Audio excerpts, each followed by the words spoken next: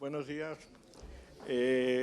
Vamos a hacer una introducción muy breve, Rafa y yo, para informativa más que nada. Primero, por mi parte, pedir disculpas a la FAN. Ayer no lo nombré, no nombré a la FAN, y eso es un pecado mortal, porque resulta que el presidente de la Diputación, mi querido Fernando Rodríguez Villalobos, él es presidente de la Diputación y de la FAN. Y entonces, como ya con la edad los reflejos rápidos no se dan, yo tenía la FAN previsto porque no sabía que el presidente de la Diputación iba a venir. Cuando me dijeron sobre la marcha que iba a venir, pues borré a la FAN.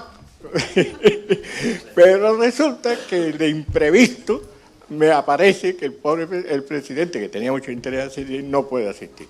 Y ahí no tuve reflejo. Mi disculpa verdaderamente a la FAN.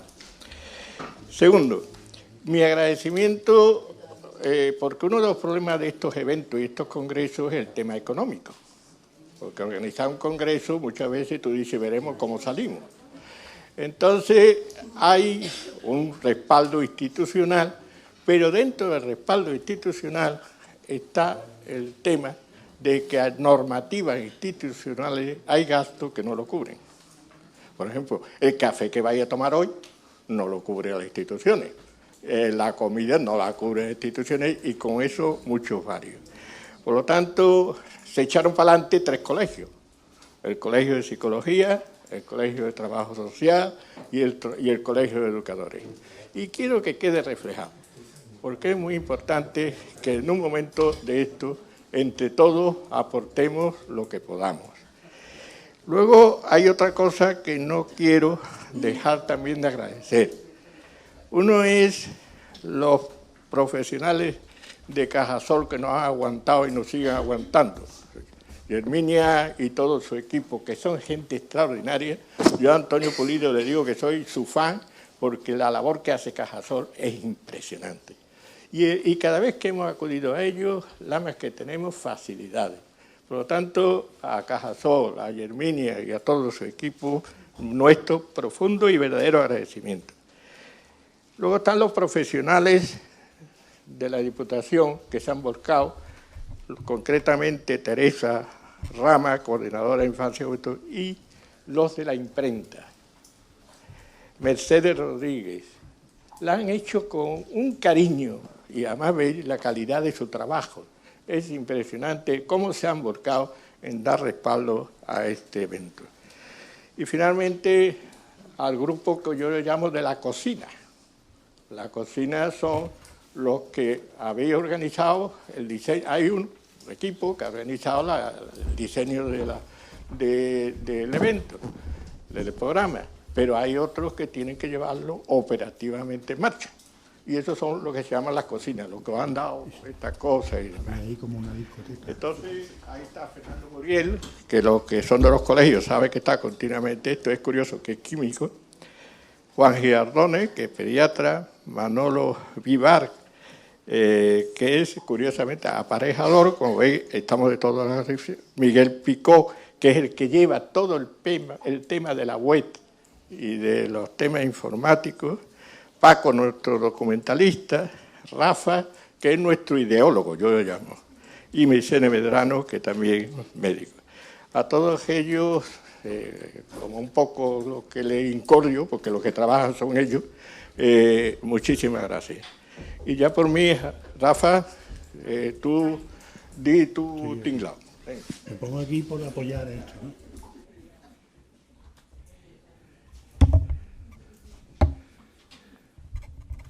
Bueno, pues buenos días a todos los compañeros y compañeras. Tenemos un día durillo por delante, ¿no? Pero también muy, muy atrayente, ¿no? También a los amigos, porque no somos, aquí somos casi todos conocidos y amigos y amigas. Tan solo decir unas palabras previas para no restarle tiempo al primer plenario, ¿no? Para entender la dinámica, cómo nos movemos en este tipo de encuentros, ¿no? Ante todo, por lo tanto, daros las gracias por vuestra asistencia y saber que no es un debate abierto donde uno se apunta, sino que habéis sido elegidos para el debate y para aportar propuestas desde un comité organizador, que yo tengo que decir que ha sido muy variado, pero que ha trabajado de forma muy compartida. Y yo diría también de forma generosa. Siempre han estado dispuestos a asumir su puesto, su espacio, y la verdad que ha sido, aquí los veo, hasta agradable en las reuniones, aunque también el trabajo ha sido duro. Como ya ayer se dejó bastante claro en el acto de bienvenida, fundamentalmente en la conferencia inaugural, nos enfrentamos a una situación grave y sobre todo tremendamente injusta como es la pobreza. Hoy suenan otra vez, viniendo hacia acá, aires de crisis, ¿no? Y ya sabemos quién va a padecer, ¿no?, con especial este tipo de cuestión. Por lo tanto, dejar claro que nos afecta esta situación como país del entorno europeo. Perdón. Somos los cuartos, estamos situados los cuartos en desigualdades, como el tríptico que se os ha entregado. En Europa, transnacionalidades como Bulgaria, Lituania o Rumania. A la vez, Andalucía es, junto con Extremadura y Canarias, la cola de las autonomías del país. Y singularmente Sevilla, que siempre en el listado de los barrios más pobres de Europa, en los 10 barrios, pues estamos muy bien colocados, lamentablemente, con 4 de ellos para nosotros. Se nos ha entregado una carpeta para seguir con facilidad y recalcar lo que se decía ayer. Este es un encuentro especialmente participativo, de forma que desde la organización se ha pensado que, tras una breve introducción que hagan en los plenarios con 45 minutos, yo desde aquí ya les pido disculpas por apretarles tanto, ¿no? Pero ellos tengan bien la opción de participar en los 45 siguientes que os corresponde a vosotros, ¿no?, para hacer vuestras aportaciones. Decir también que las intervenciones de los participantes, para hacer posible que sean suficientemente numerosas, no tienen que ser breves, ¿no? Ya sabemos que decir esto es un poco, ¿no?, pero sí, hacer un esfuerzo, y que esas intervenciones, tan importante es estar pensando en hacer una buena intervención como prestar atención a lo que otros nos pueden decir, ¿no?, para intentar converger. Insistir en que en las intervenciones también se procure, al menos al final, aportar una visión positiva. Por lo tanto, estas intervenciones han de ser breves y tener una capacidad de escucha, como ayer, cuando la conferencia inaugural era impresionante, el nivel de atención que se tenía y de concentración en la casa del alcázar. Bueno, pues con esta idea, que después podamos intervenir, hay 45 minutos para cada plenario, que sabemos que tendremos dificultades, pero contamos con ellas, y 45 minutos para ustedes. Que tengamos un buen día y que tratemos de aportar lo mejor posible. Muchas gracias.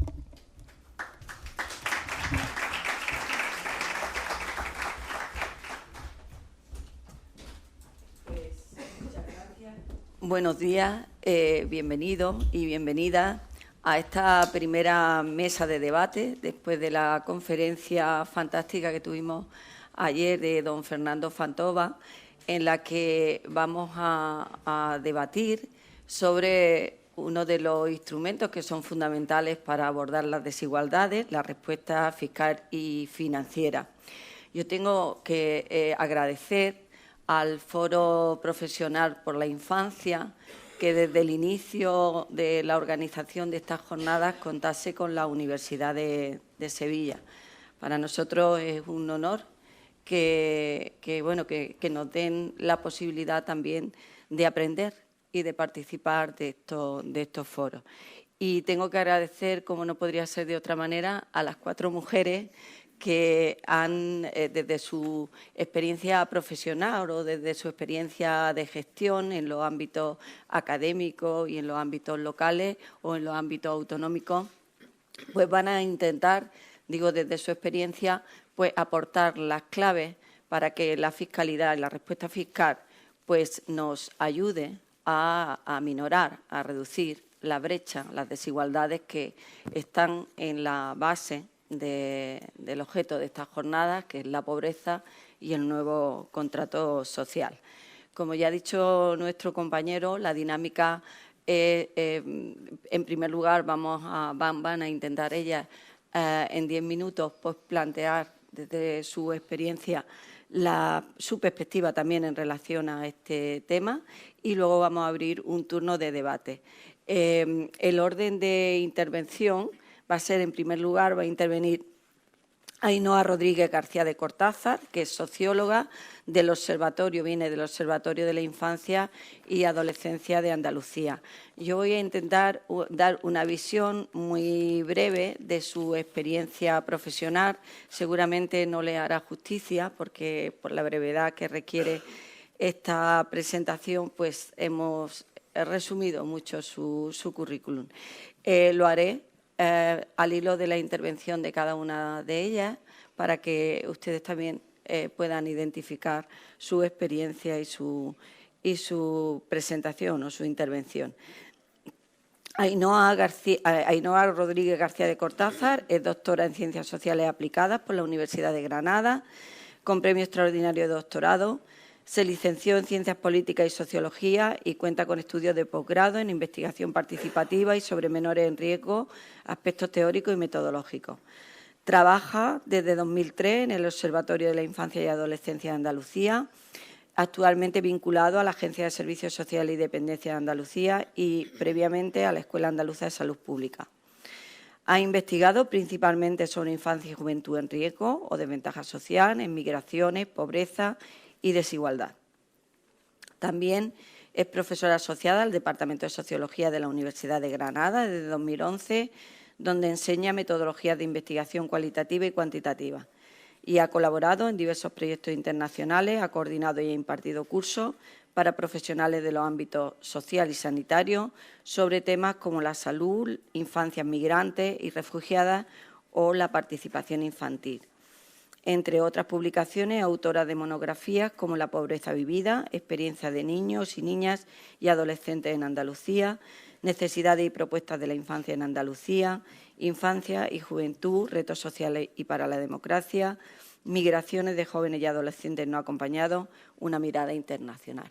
Como digo, no hace justicia esta breve presentación a su experiencia profesional, pero bueno, tenemos que ser breves porque lo importante es lo que ellas tienen que decir y lo que ustedes también tienen que aportar. Pues nada, muchísimas gracias, 10 minutos, más o menos.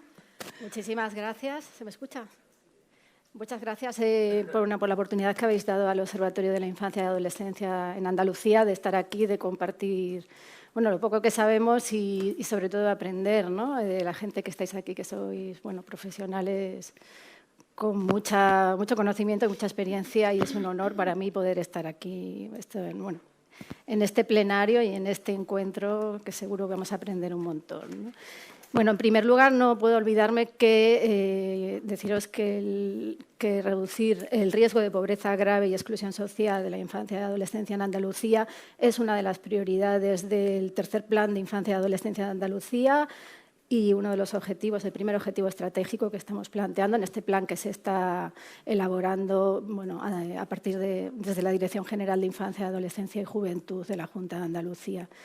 En pantalla lo que estáis viendo es la distribución territorial del riesgo de pobreza en menores de 18 años. Voy a llamarla infantil, si me permitís, por reducir el tiempo en palabras. Y veréis que aquellos municipios que están coloreados en un tono más oscuro, en rojo, vamos a decir, utilizando el umbral de pobreza de España, efectos comparativos, ¿no? Que se encuentran en riesgo de pobreza el 44% o más de los niños, niñas y adolescentes. Bueno, como sabéis, niños, niñas y adolescentes de familias con dificultades económicas sufren mayores desventajas en distintos ámbitos y aspectos de sus vidas y de su bienestar, que tienen que ver con, bueno, la calidad de la crianza, la salud, de la vivienda, el entorno, la seguridad, etcétera. La pobreza impacta, ¿no?, en las vidas de los niños y de las niñas, principalmente en la primera infancia, porque están en pleno desarrollo sus capacidades sociales, relacionales, físicas y mentales. La pobreza les perjudica en el presente, pero también en el futuro socava expectativas de vida y limita la esperanza también de vida. Podemos hablar de esto que conocéis como transmisión intergeneracional de la pobreza. De todas maneras, no quiero mostrar tampoco una imagen determinista de la influencia o del impacto de la pobreza en las vidas, ¿no?, de las personas, porque siempre existe o está mediatizada por las posibilidades de acceso a recursos públicos de calidad, ¿no?, que nos permitan, bueno, a los padres y a las madres tomar las mejores decisiones en aspectos como, bueno, sanitarios, sociales, de crianza, etcétera, ¿no? Bueno, sabéis que en nuestro país no todos los niños y niñas tienen el mismo riesgo de estar en situación de pobreza, ¿no? Y hay determinados colectivos o perfiles familiares con mayor riesgo, que son, en primer lugar, hablamos de niños y niñas de etnia gitana o de hijos e hijas de personas de nacionalidad extranjera, principalmente extracomunitaria. También hijos e hijas ¿no?, que viven en hogares monomarentales, encabezados por una mujer. También si hablamos de familias numerosas o de padres, madres con bajo nivel de estudios, además de lo obvio que es situación de paro con baja intensidad laboral, ¿no?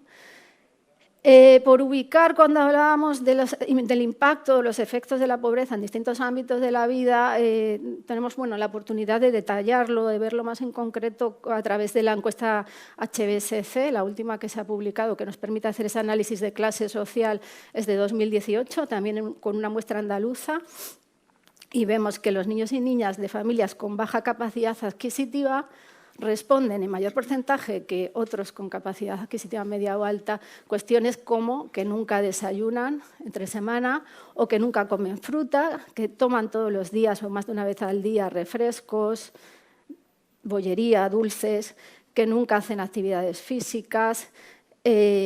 Otras cuestiones que igual menos conocidas, por ejemplo, tienen mayor porcentaje los niños y niñas de baja capacidad adquisitiva, los que responden en mayor porcentaje que duermen 5 o menos horas al día, entre semana, que tienen poca comunicación con sus madres o sus padres sobre cuestiones de, bueno, lo que pasa en el ámbito escolar o sobre sus sentimientos. Incluso es mayor el porcentaje de aquellos niños y niñas que dicen que no hablan con sus amigas, sus amigos, de lo que les está pasando. Bueno, en este sentido, desde el Observatorio de la Infancia y Adolescencia en Andalucía hemos apostado por un enfoque integral de análisis de la pobreza que vaya más allá de lo económico, ¿no?, y que mire también las experiencias de niños, niñas y adolescentes y los significados que dan a sus vivencias, a sus experiencias, cómo interpretan lo que les está ocurriendo. O sea, que miren lo que tienen, que analicen lo que tienen, que analicen qué pueden hacer con lo que tienen y cómo piensan en lo que tienen y en lo que pueden hacer con lo que tienen. Porque, bueno, pues algunas de las contribuciones que este enfoque nos permite, por un lado, reconocemos la capacidad de agencia de niños y de niñas, o sea, como sujetos activos de transformación social, de creación de sociedad. Por otro lado, nos permite hacer una mirada, o al menos lo intentamos así, que sea positiva en el sentido de evitar la estigmatización de estos niños y niñas etiquetándolos como pobres, ¿no?, o cuestiones que tienen que ver, obviamente, con la integración de perspectivas o de dimensiones relacionales y subjetivas con las propiamente materiales o económicas, que son las que habitualmente pues tenemos, ¿no?, en cuenta, dadas las fuentes de información disponibles, ¿no?, que son cuantitativas. En este sentido, hace ya 3 años publicamos La pobreza vivida, que es un informe que presenta los resultados de un estudio cualitativo en el que preguntábamos a grupos de niños, niñas y adolescentes en situaciones de dificultad económica de toda Andalucía sobre los efectos de la pobreza en distintos ámbitos de sus vidas, ¿no? Y en ese sentido pues veíamos cuestiones relacionadas, por ejemplo, a nivel emocional o en esta segunda no me va a dar tiempo a leer, es una afirmación de una chica adolescente en la que vemos cómo intersecciona el género, ¿no? Los mandatos o la construcción social del género y de los cuidados, ya entronco con la conferencia de ayer de Fernando, con la pobreza, con las condiciones de pobreza y con lo que es los estudios, ¿no? La capacidad de poder estudiar en casa, ¿no? en concreto.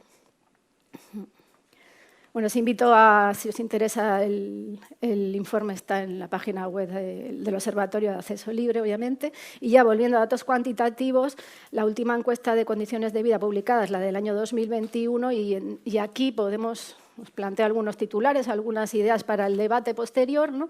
Y podemos ver cómo el riesgo de pobreza es mayor a medida que disminuye el grupo de edad. Es decir, en Andalucía, los niños y niñas de 0 a 15 años tienen mayor riesgo de pobreza que los y las jóvenes y así se va reduciendo el riesgo de pobreza a medida que avanzamos en grupo de edad. Otra cuestión clave que ha pasado es que de 2020 a 2021 se ha disparado notablemente el riesgo de pobreza tanto relativo como grave en la infancia y adolescencia de Andalucía. Podéis decirme, bueno, normal, pandemia, contexto, ¿no? De políticas sociales y económicas derivadas de la pandemia, pero la cuestión es que no ha pasado lo mismo en España. O sea, el crecimiento del riesgo de pobreza relativo o grave no ha sido tan notable para el conjunto del territorio español, ¿no? Las desigualdades económicas también han crecido notablemente en Andalucía y llevábamos unos cuantos años de descenso paulatino y, sin embargo, bueno, como os podéis imaginar, pues han disparado. No sé si se ve bien este gráfico de lejos. Lo que trato de demostrar aquí es los efectos o la capacidad o la potencia que tienen las transferencias sociales y las pensiones de jubilación y supervivencia en reducir la capacidad de reducción de la pobreza en la infancia. Me refiero a las que existen ahora mismo, ¿no? O sea, luego podríamos entrar en debate con las compañeras que son más expertas sobre cuáles serían las mejores políticas, supongo, ¿no? para estas cuestiones. Y vemos aquí, por ejemplo, que si tomamos el umbral de pobreza de Andalucía, gracias a las transferencias sociales, más que a las pensiones, en el caso de la infancia, se reduce 15 puntos porcentuales la pobreza en menores de 18 años. En Andalucía, bueno, en fin, en general, en la Unión Europea, la reducción, la potencia que tienen las transferencias sociales y las pensiones para el conjunto de la Unión Europea es superior al que tienen en Andalucía. Lo que sí me gustaría aclarar, que es otro titular, ¿no? Para el debate, es que las transferencias sociales y las pensiones contribuyen a reducir la pobreza en la infancia, o sea, tienen menor poder de reducción de la pobreza en la infancia y adolescencia que lo tienen para la población general, que es 31 puntos porcentuales, o que lo tienen para la población de 65 años en adelante, que en este caso son las pensiones, obviamente, no las transferencias, que son 76 puntos porcentuales. O sea, son cuestiones que nos ponen en el foco a la infancia y a la adolescencia como un colectivo sobre el que debemos prestar atención, ¿no? Y trabajar. Estas gráficas de evolución, las voy a pasar muy rápidamente, es la evolución de la tasa de pobreza grave en menores de 18 años en la última década y la gráfica de la derecha presenta lo que es el número de familias y de niños, niñas y adolescentes que reciben ayudas económicas familiares en los últimos años, ¿no? Volviendo otra vez al mismo sistema de gráfica, pero hablando ya de la pobreza grave o severa, de nuevo, en 2021 son 15 puntos porcentuales lo que logra reducir las transferencias sociales y las pensiones, la pobreza en la infancia de Andalucía y, de nuevo, bueno, pues en la Unión Europea si restáis, ¿no? la primera con la tercera a la barra, pues son 19 puntos, si mal no recuerdo, ¿no? Sí. Entonces, ya estoy, ¿no? Vale, sí, simplemente pues ya con esto lo dejo porque vamos a contrarreloj. Dejar para el debate este informe, que no es nuestro, pero que creo que puede ser útil, ¿no? Muchas gracias.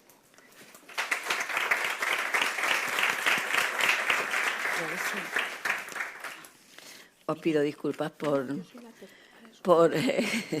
tener que controlar el tiempo un poco de esta manera. ¿Tú eres la segunda, Miriam? Sí, Miriam es la segunda. Ah, yo la segunda. Sí, Miriam.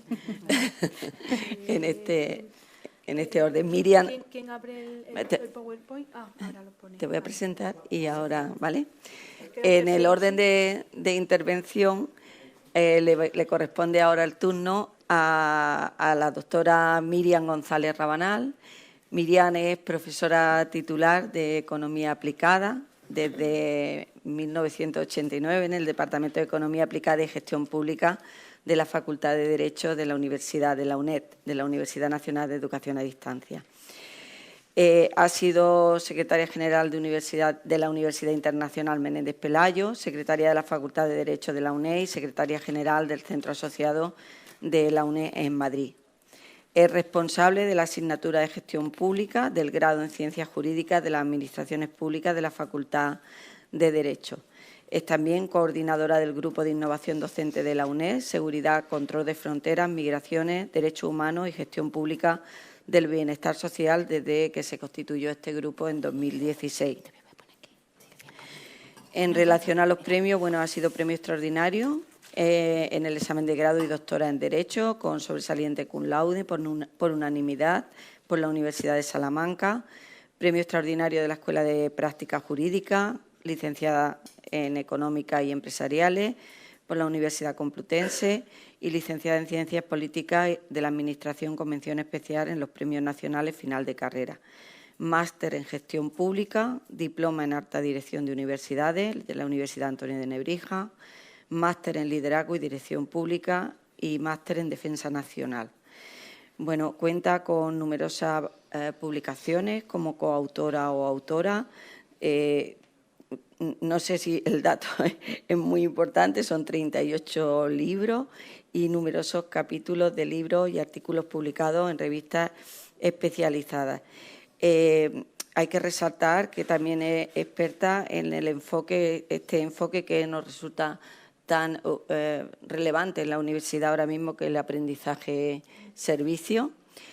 Y bueno, también ha tenido un premio a la investigación del Banco de Santander por un proyecto de gestión de la diversidad en la sociedad española, y también hay que resaltar un premio en una conferencia multidisciplinar sobre ciencias sociales, con una conferencia sobre migración irregular como un fenómeno global y, bueno, una visión, una perspectiva desde nuestro país, desde España.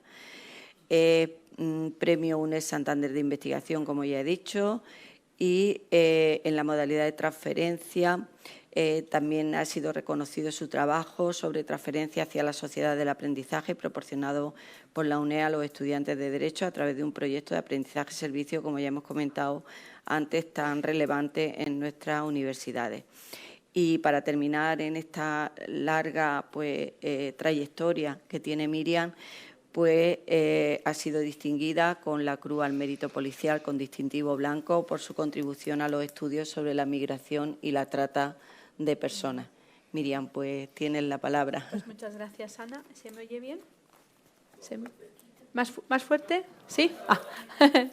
Bueno, muchas gracias al foro por contar con mi presencia en este evento, que me ha brindado también la oportunidad de volver a Sevilla y de disfrutar ya de su olor, del olor de las calles y de una extraordinaria visita que tuvimos ayer. Lo que nos pretendía hacerles llegar con mi presentación es un poco, ya ha hablado que me ha precedido en el uso de la palabra Ainhoa, pero yo creo que desde el punto de vista económico hay que tener un diagnóstico lo más adecuado, lo más certero posible para luego proponer medidas que puedan atajar o que puedan tratar de reducir el fenómeno de la desigualdad y el fenómeno de la pobreza, que desde mi punto de vista van extraordinariamente unidos. Es verdad que existen muchos estudios sobre la desigualdad, pero yo creo que se ha tratado de recoger en estas transparencias un poco las consecuencias derivadas de esa desigualdad social, no solamente la que afecta al colectivo de la infancia o de la juventud, sino con carácter general, porque en definitiva, como también indicaré posteriormente, uno de los problemas que yo he detectado desde mi punto de vista es que la madre condiciona, es decir, la formación de la madre, la educación de la madre, la condición económica, cultural, sobre todo de la madre, condiciona de manera importante luego la de los hijos, ¿no?, por decirlo de alguna forma. La desigualdad genera inestabilidad social, si afecta a la infancia repercute en la formación de capital humano, es decir, en dotar de capacidades y de adiestramiento a los niños que van a ser los futuros trabajadores y, por lo tanto, en función de cuáles sean sus habilidades, sus capacidades, sus destrezas, así será la posibilidad que tengan de insertarse adecuadamente en el mercado laboral y obtener la principal fuente de recursos, que son los recursos procedentes de su trabajo. Y todo ello afecta desde el punto de vista macroeconómico también al crecimiento de la economía. Puede alimentar el problema de la transmisión intergeneracional de la pobreza, que por desgracia existe. Es verdad que sería lo deseable que no se transmitiera generacionalmente, pero los datos confirman que se produce este fenómeno y es decir que bueno, uno nace pobre y es muy difícil que luego pueda abandonar esa condición. No es imposible, pero es difícil y de ahí la acción de las políticas públicas para tratar de salir de ese círculo vicioso, ¿no?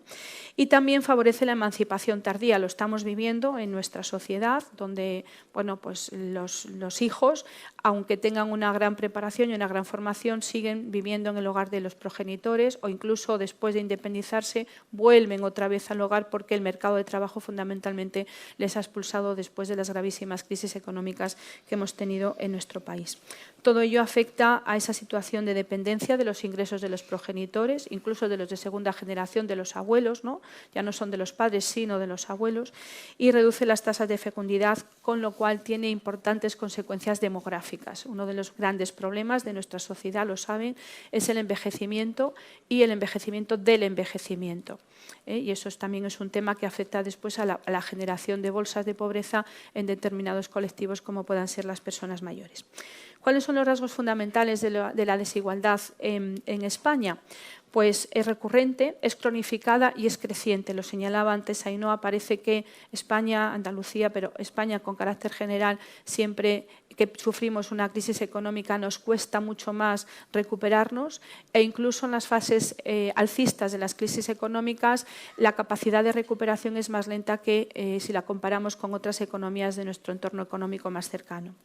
Está asociada a la evolución del ciclo económico. Bueno, yo no quiero aburrirles con cifras porque luego los datos siempre quedan ahí un poco, pero la afirmación, ¿no?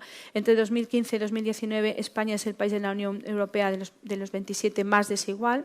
Es el país donde más cayeron las rentas del 10% más pobre de la población en relación al 10% más rico de la población, es decir, se ha agrandado la brecha de la pobreza, los que son ricos son cada vez más ricos y los que son pobres son cada vez más pobres.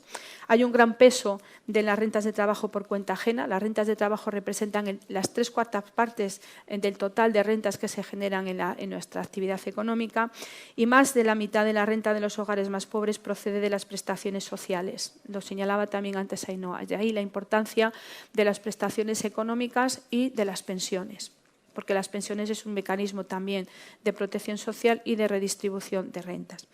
Y luego, bueno, también poner de manifiesto, porque yo he centrado un poco mi intervención en la importancia de la educación.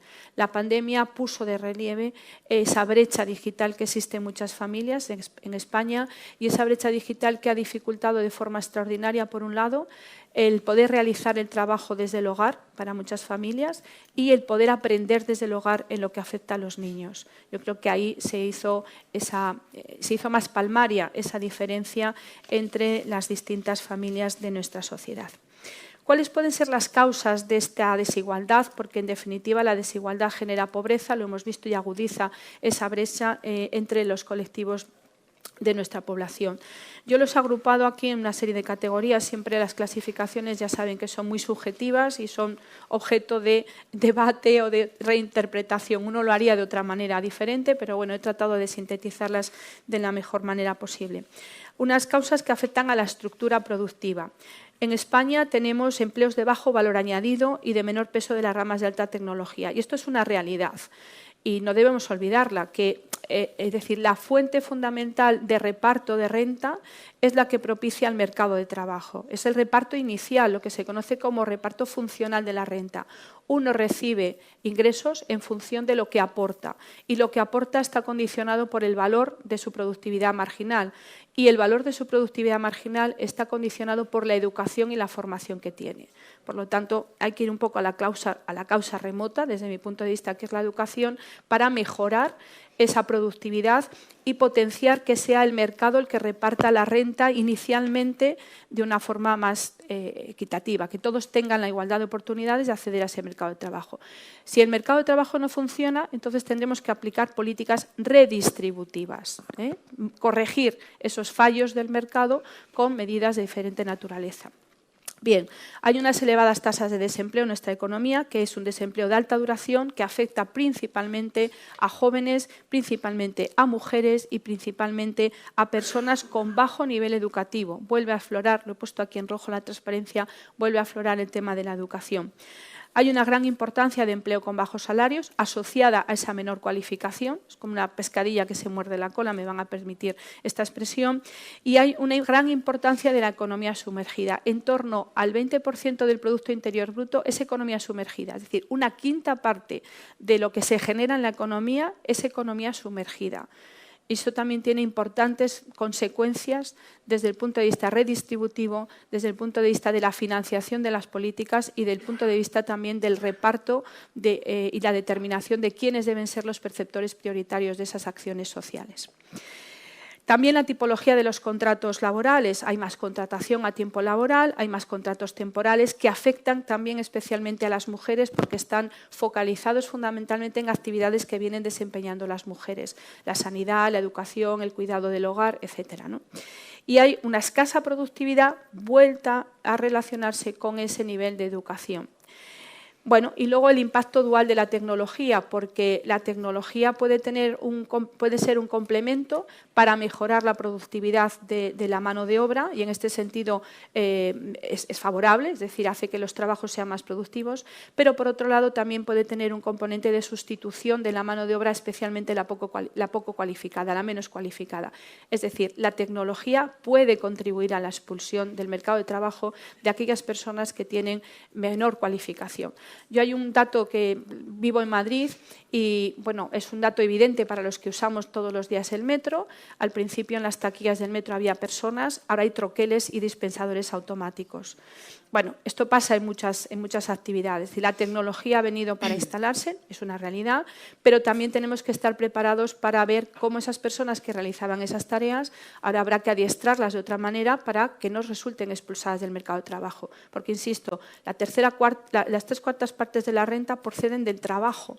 Entonces, hay que cuidar esa fuente generadora inicial de renta para evitar que luego se produzcan situaciones de desigualdad y de exclusión social. Bien, conclusiones, es decir, la desigualdad depende de la renta y de su reparto.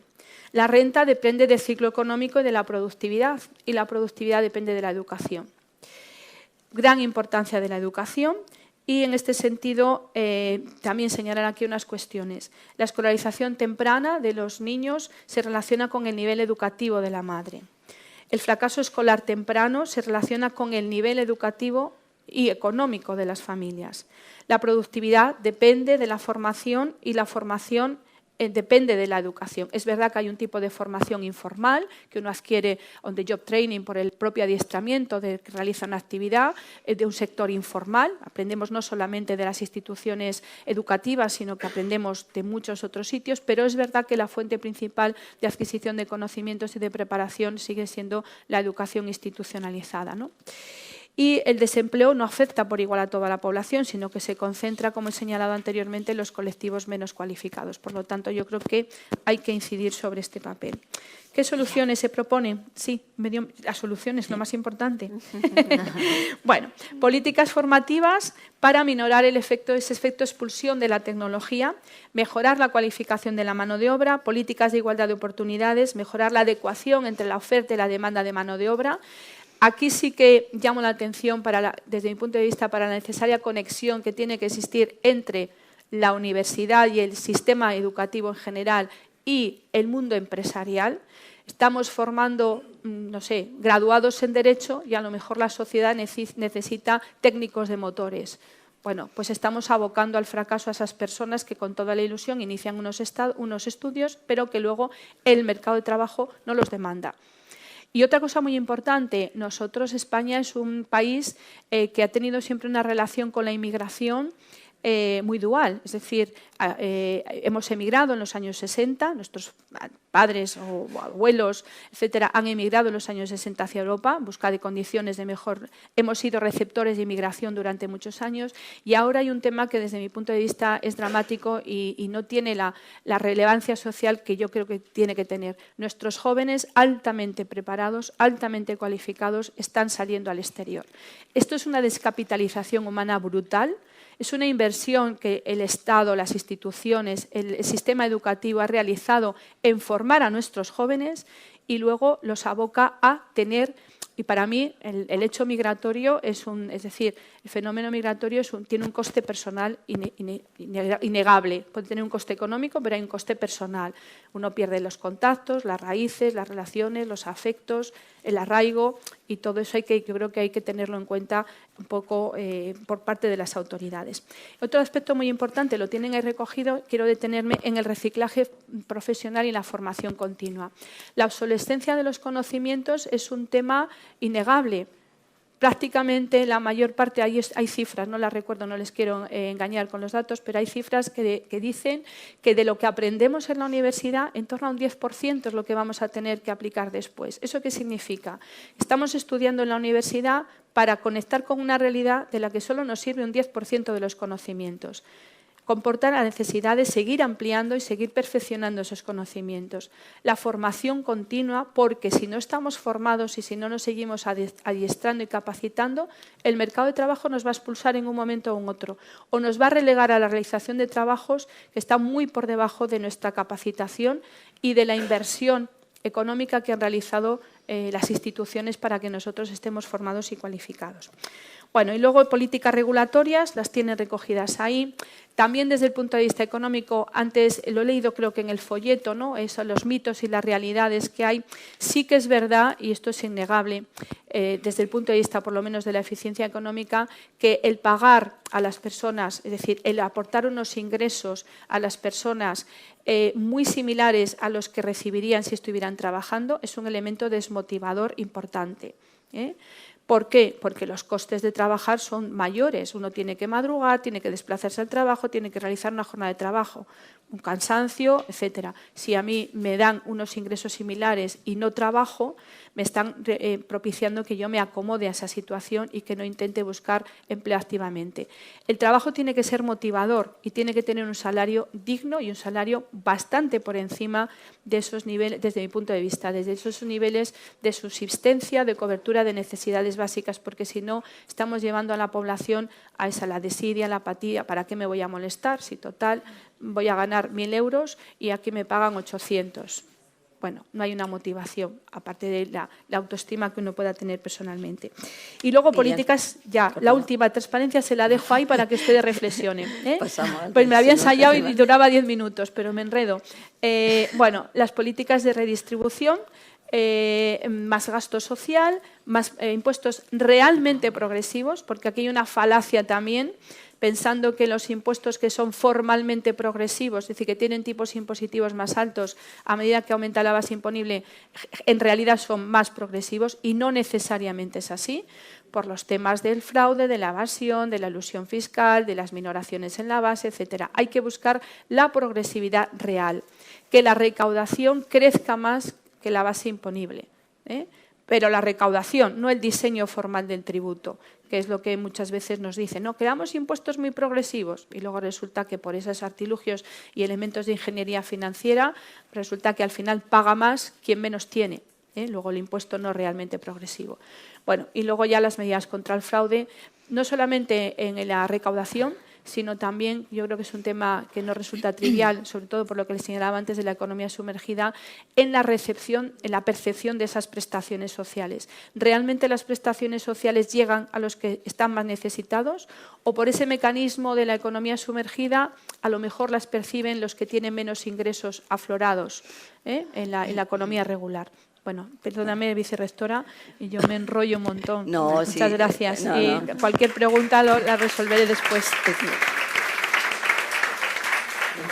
No. Pido yo disculpas, pero tenemos que dejar un tiempo para el debate y para las personas y el resto tiene que tener tiempo para intervenir también. Bueno, vamos a la tercera persona que va a intervenir en esta mesa, que es mi compañera Teresa Duarte, de la Universidad de Sevilla. Ella es licenciada en Administración y Dirección de Empresas y es doctora en Economía Financiera, con mención internacional en su doctorado por la Universidad de Sevilla. Ha realizado estancias de investigación en otras universidades, en la London Metropolitan, en Harvard y también en la Holland University.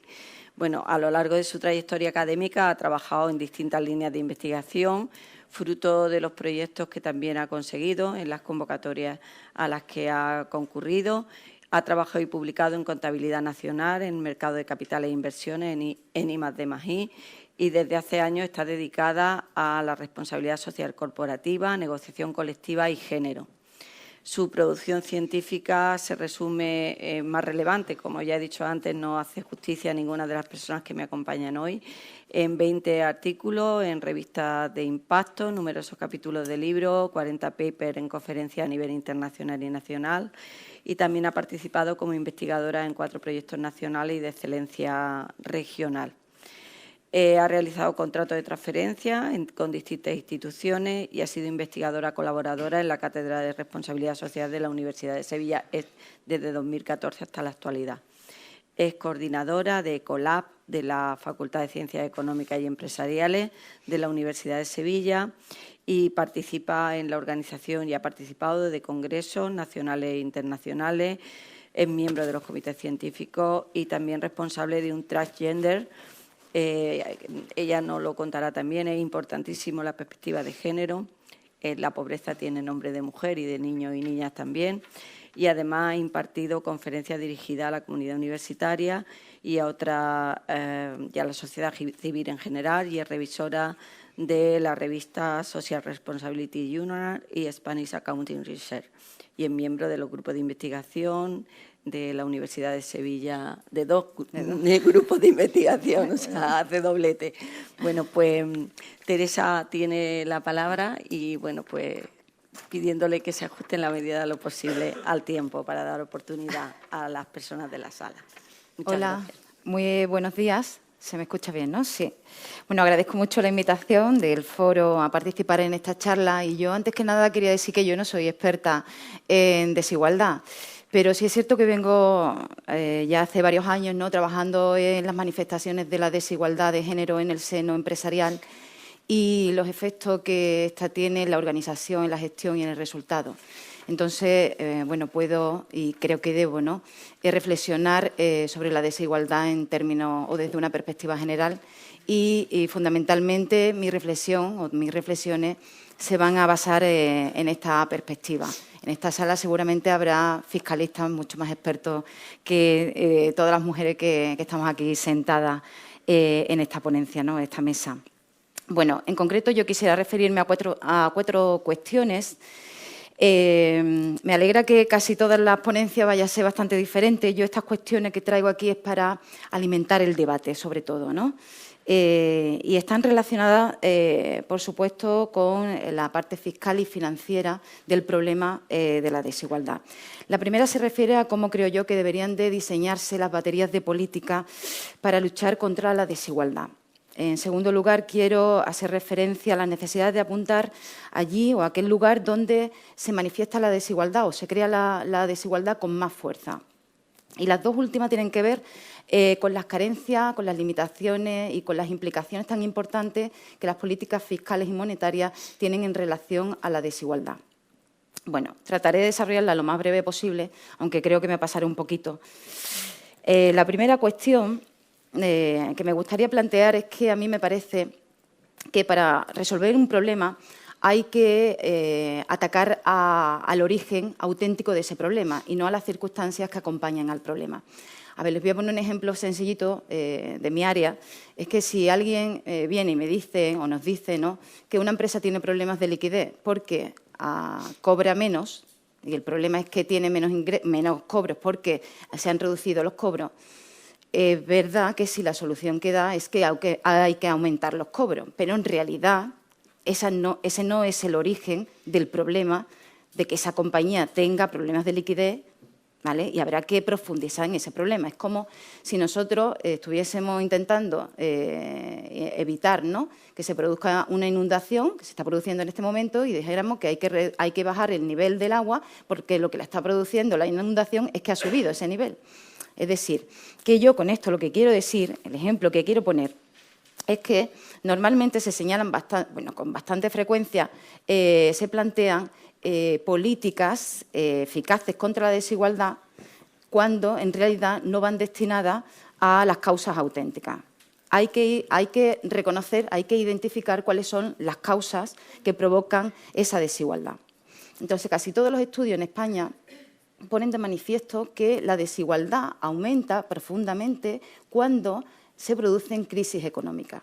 Entonces, la pregunta que yo me hago y que le hago a todos vosotros es si será entonces que debemos actuar sobre las causas que producen esas crisis. Esa es la pregunta que yo me hago. Taylor, en un trabajo de 2012, demostró que desde la Segunda Guerra Mundial, no sé si esto se... ahí, la Segunda Guerra Mundial y hasta 1970, en los países de alto ingreso no se habían producido ninguna crisis financiera.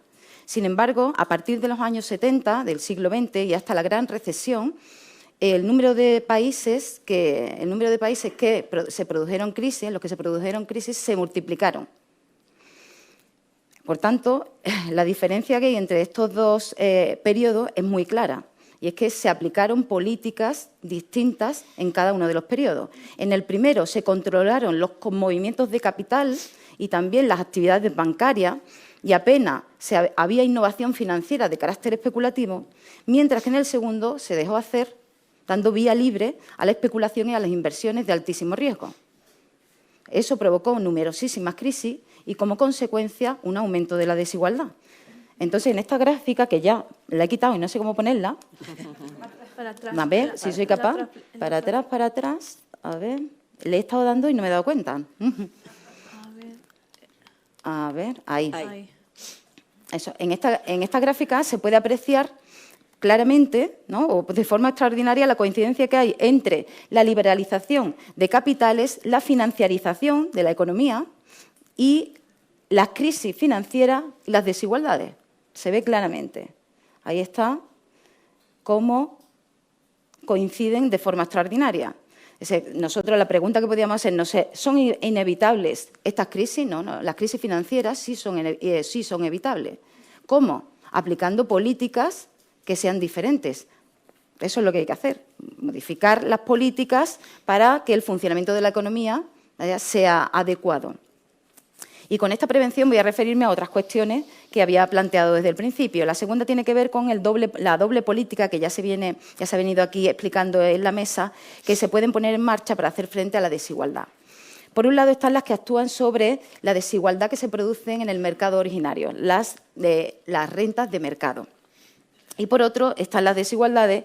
Una vez que se producen esa desigualdad, esas políticas lo que hacen es redistribuir los ingresos y la riqueza para reducir la desigualdad originaria.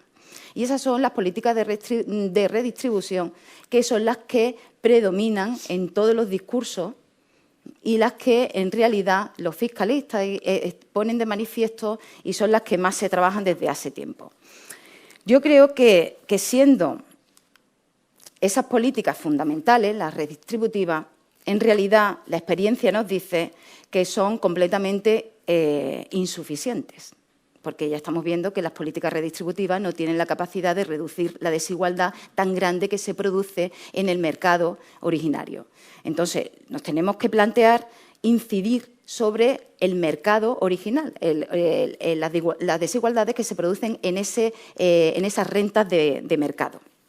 Porque cuando esas rentas de mercado son, esas desigualdades, las rentas de mercado son tan grandes, la redistribución es prácticamente imposible, porque el esfuerzo financiero tiene que ser tan grande que no se pueden poner en marcha. Así que a mí me parece imprescindible atacar el origen de las desigualdades que se encuentran en los mercados. Y eso por un lado, y por otro, el sistema de valores y de revelación de preferencias por otro, ya que precisamente la desigualdad intragrupos, que se habla poco de ella, hace mucho más difícil que se perciban, y así como sus efectos y sus posibles respuestas. La desigualdad originaria es la que se genera en los mercados, que se ha producido, se ha incrementado en los últimos años muchísimo, y sobre todo a partir de la gran recesión. Se debe fundamentalmente por distintas razones que ya Miriam también ha apuntado. En primer lugar, por la asimetría del poder que hay entre el capital y el trabajo, y eso es indiscutible, y por el deterioro de la legislación laboral y negociación colectiva, pérdida de derechos laborales, externalización del trabajo. Eso ha provocado una erosión del poder de negociación de los trabajadores. Ahí veis una gráfica donde la línea naranja es la productividad laboral y la línea azul son los salarios. El gap que hay entre ambas líneas es todo lo que se le retribuye al capital y, sin embargo, le corresponde al salario.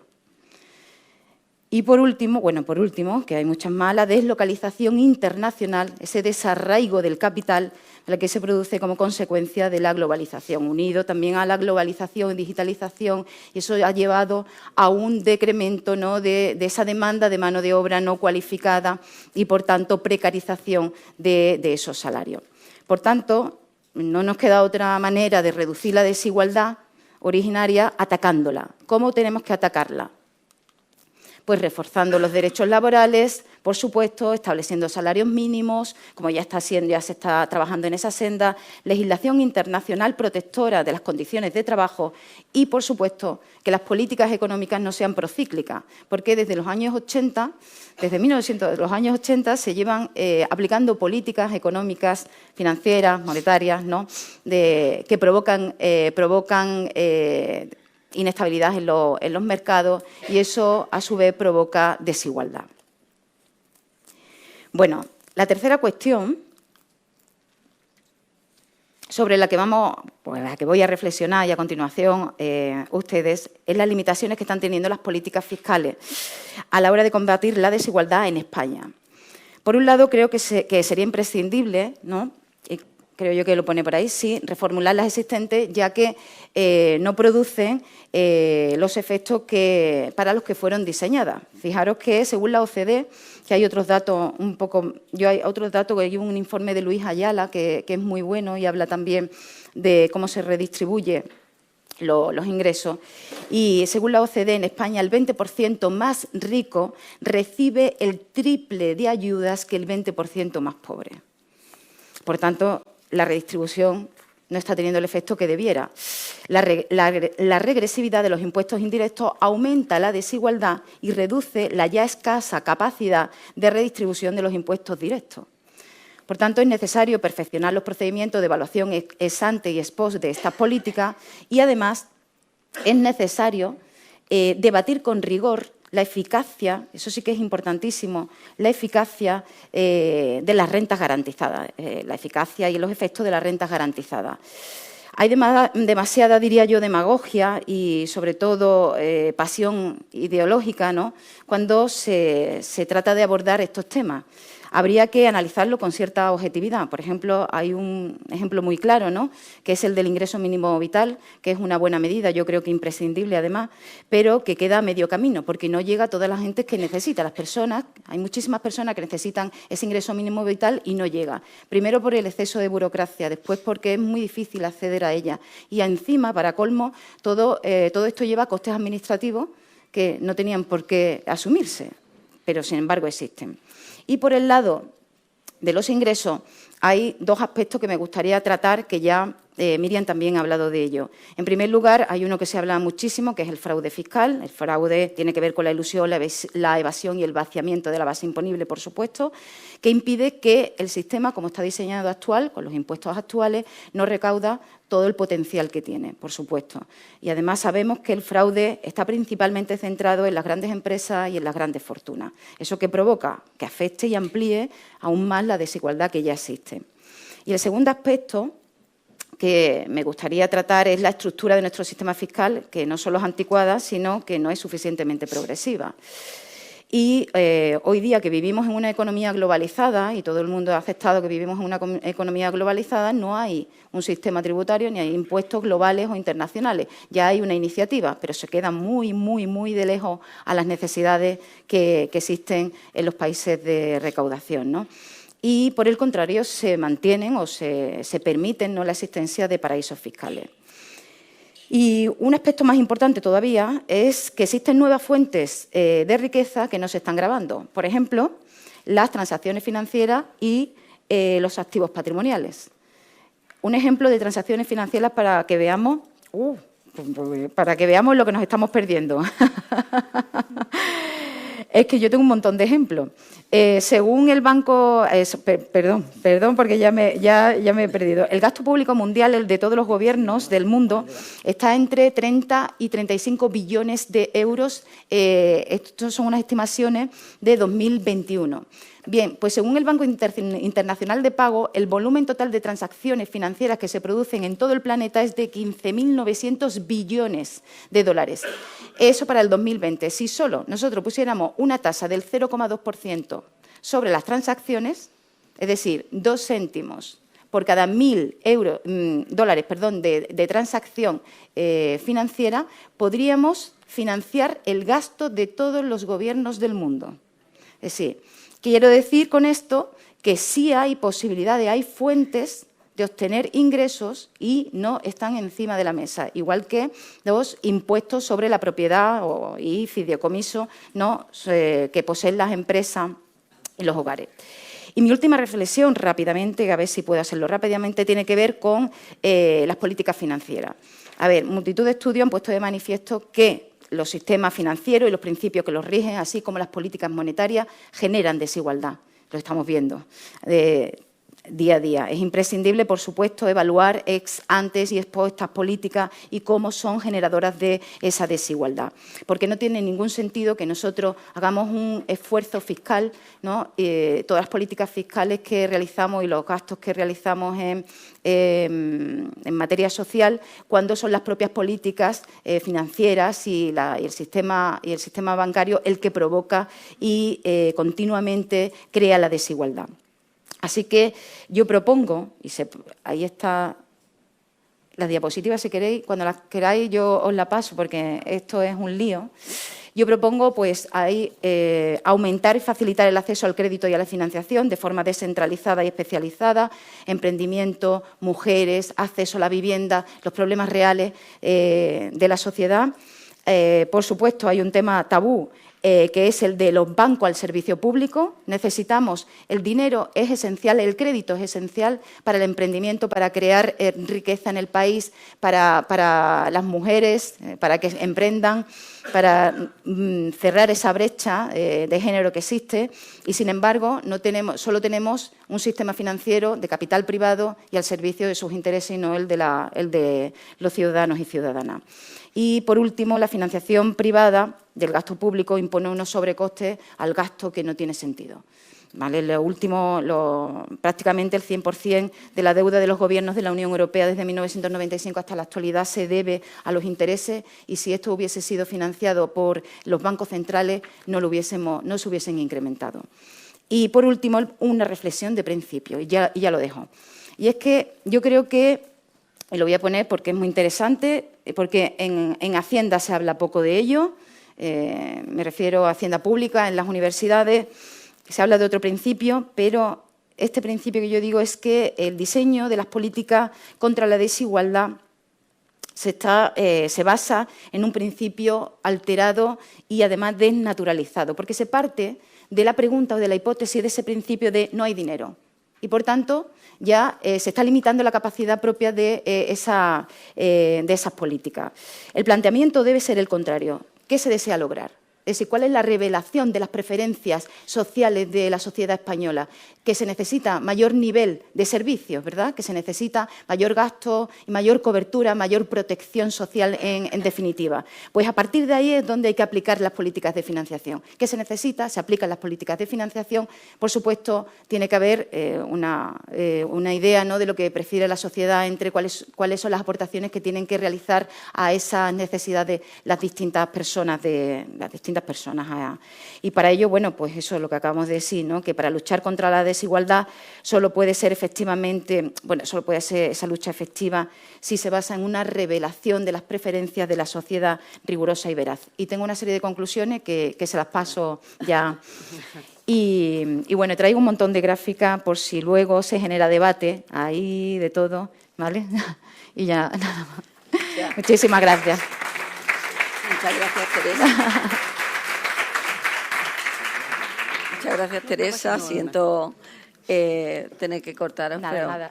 Bueno, nos queda nuestra última participante de esta mesa de hoy, que es Raquel Vega Coca, es teniente de alcalde del excelentísimo Ayuntamiento de La Rinconada.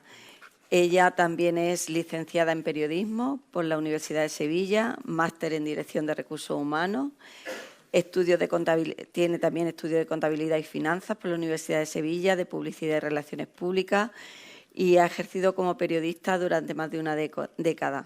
Ha trabajado para la Administración local y en calidad de freelance de medios como El Mundo, Diario 16, Radio Voz Sevilla o Estadio Deportivo. Además de responsable de Hacienda, Recursos Humanos, durante 8 años y empleo, ha sido también concejala de Cultura, de Sanidad, Innovación y Memoria Histórica. Esta legislatura está al frente de las áreas de Economía y Hacienda, Formación, Empleo y Cultura, además de repartir como portavoz del Grupo Socialista y primera teniente de alcalde.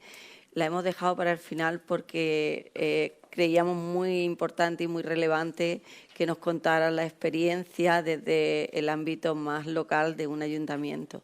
Pues nada, Raquel, cuando tú quieras. Pues creo que se me escucha bien, ¿verdad? Pues un placer. Creo que me quedan 8 minutos, ¿no? Esto de ser la última. Bien, voy a tener el mismo tiempo que las compañeras, aproximadamente. Sí. Bien. Es un placer enorme estar aquí, muy agradecidos en el Ayuntamiento de La Rinconada de tener la oportunidad de compartir en impresiones y nuestro modelo ya de piel, de ejemplo, de propuestas concretas sobre el terreno y hacerlo de la mano, pues, de maravillosas ponentes como las que han tenido ustedes la ocasión de escuchar. Qué lujazo de reflexiones y de análisis, y muy acertada la propuesta de este foro. Felicidades a la organización por la necesidad del mismo en un momento tan importante como el que nos ocupa y nos preocupa. Desde la perspectiva del Ayuntamiento de La Rinconada, la pobreza siempre ha estado en nuestro programa de gobierno, lo ha hecho, es un ayuntamiento históricamente, y aquí está Pilar Escudero, que ha sido teniente de alcalde durante muchos años del Ayuntamiento de La Rinconada, en los años, como yo digo, de escopeta y perro, es decir, en la legislatura 11-15 ella fue nuestra delegada de Bienestar Social y hemos podido trabajar en el tiempo para construir una arquitectura presupuestaria, transversal, estratégica del conjunto de nuestra organización, más allá de la Delegación de Bienestar Social, para una decidida apuesta contra la desigualdad. Miren, yo no soy, como han podido escuchar, soy periodista, no soy una experta, no soy docente, no soy socióloga y no he sido siquiera delegada de Bienestar Social. pero en momentos tan duros como lo fue la crisis que partió del año 2008, la crisis financiera que afectó tanto al sector de la construcción, que significó la caída de la economía, de los ingresos estructurales de muchas familias, muchos ayuntamientos no teníamos otra cosa que la cercanía. La cercanía nos permitió atender en esa legislatura a más de 3.000 personas. Nosotros trabajamos con cifras, trabajamos con números, trabajamos con datos, pero le vemos la cara a la gente. Y escuchamos mucho, aprendimos mucho en esa legislatura y aprendimos pues cómo no se deben hacer las cosas. Es decir, hemos podido llegar hasta aquí, hasta el año 2023, contrastando dos formas de atender la desigualdad ante dos crisis que superan lo local. Hemos entendido claramente que el modelo de los hombres de negro pues no era un modelo acertado desde el punto de vista del adelgazamiento de los servicios públicos y de las posibilidades de financiación. Ese modelo hizo mucho daño, hizo muchísimo daño. Nosotros en el Ayuntamiento de La Rinconada en aquel entonces tuvimos la ventaja de ser un ayuntamiento con deuda cero, un ayuntamiento saneado, un ayuntamiento que pudo dentro de las competencias locales y la reivindicación que todos debemos hacer, lógicamente, de una mayor financiación más ajustada a las necesidades de las competencias locales, gracias a esa situación saneada, nuestro ayuntamiento pudo hacer algunas cosas. Pudo empezar a movilizar acciones en materia de empleo propias, aún no siendo la Administración competente. Pudimos incrementar los fondos y ayudas sociales al servicio de las familias. Pudimos implementar acciones reorientadas a la actuación, como se ha dicho, desde el origen, en la formación, en el ámbito educativo, en la acción en materia de becas, en el sostén de muchas familias que no tenían ingresos para llegar a final de mes, pero evidentemente pensamos que el camino correcto va en la dirección que se ha apuntado, en mejorar medidas como la del ingreso mínimo vital, que no viene a sustituir la renta mínima de inserción autonómica, sino que viene a complementar para que los ingresos estructurales permitan a la familia tener las necesidades básicas cubiertas. Vamos a reivindicar el fortalecimiento, claro que sí, de los servicios públicos, de las reformas que permitan apuntalar la contratación indefinida y la mejora de las condiciones de trabajo, esencialmente para dar respuesta a la brecha salarial que se produce en el ámbito de la mujer y donde todavía pues, hay un camino que recorrer importante. Entendemos que ha sido positiva la subida de las pensiones, entendemos que medidas como poner tope a los alquileres son medidas positivas y en esta dirección hay que seguir avanzando, al igual que, lógicamente, contra la pobreza energética en el ámbito nacional. Cada Administración tiene sus obligaciones. El Estado tiene la suya, tiene que seguir avanzando en la protección de los servicios públicos y en la extensión de los derechos. La Junta de Andalucía tiene sus obligaciones también. La Junta de Andalucía tiene que atender esa realidad que se ha dicho, creo, que afecta la pobreza infantil en nuestra comunidad a 400.000 niños y niñas, según la encuesta de condiciones de vida del Instituto Nacional de Estadística del año 2021. Miren ustedes, esto es una barbaridad.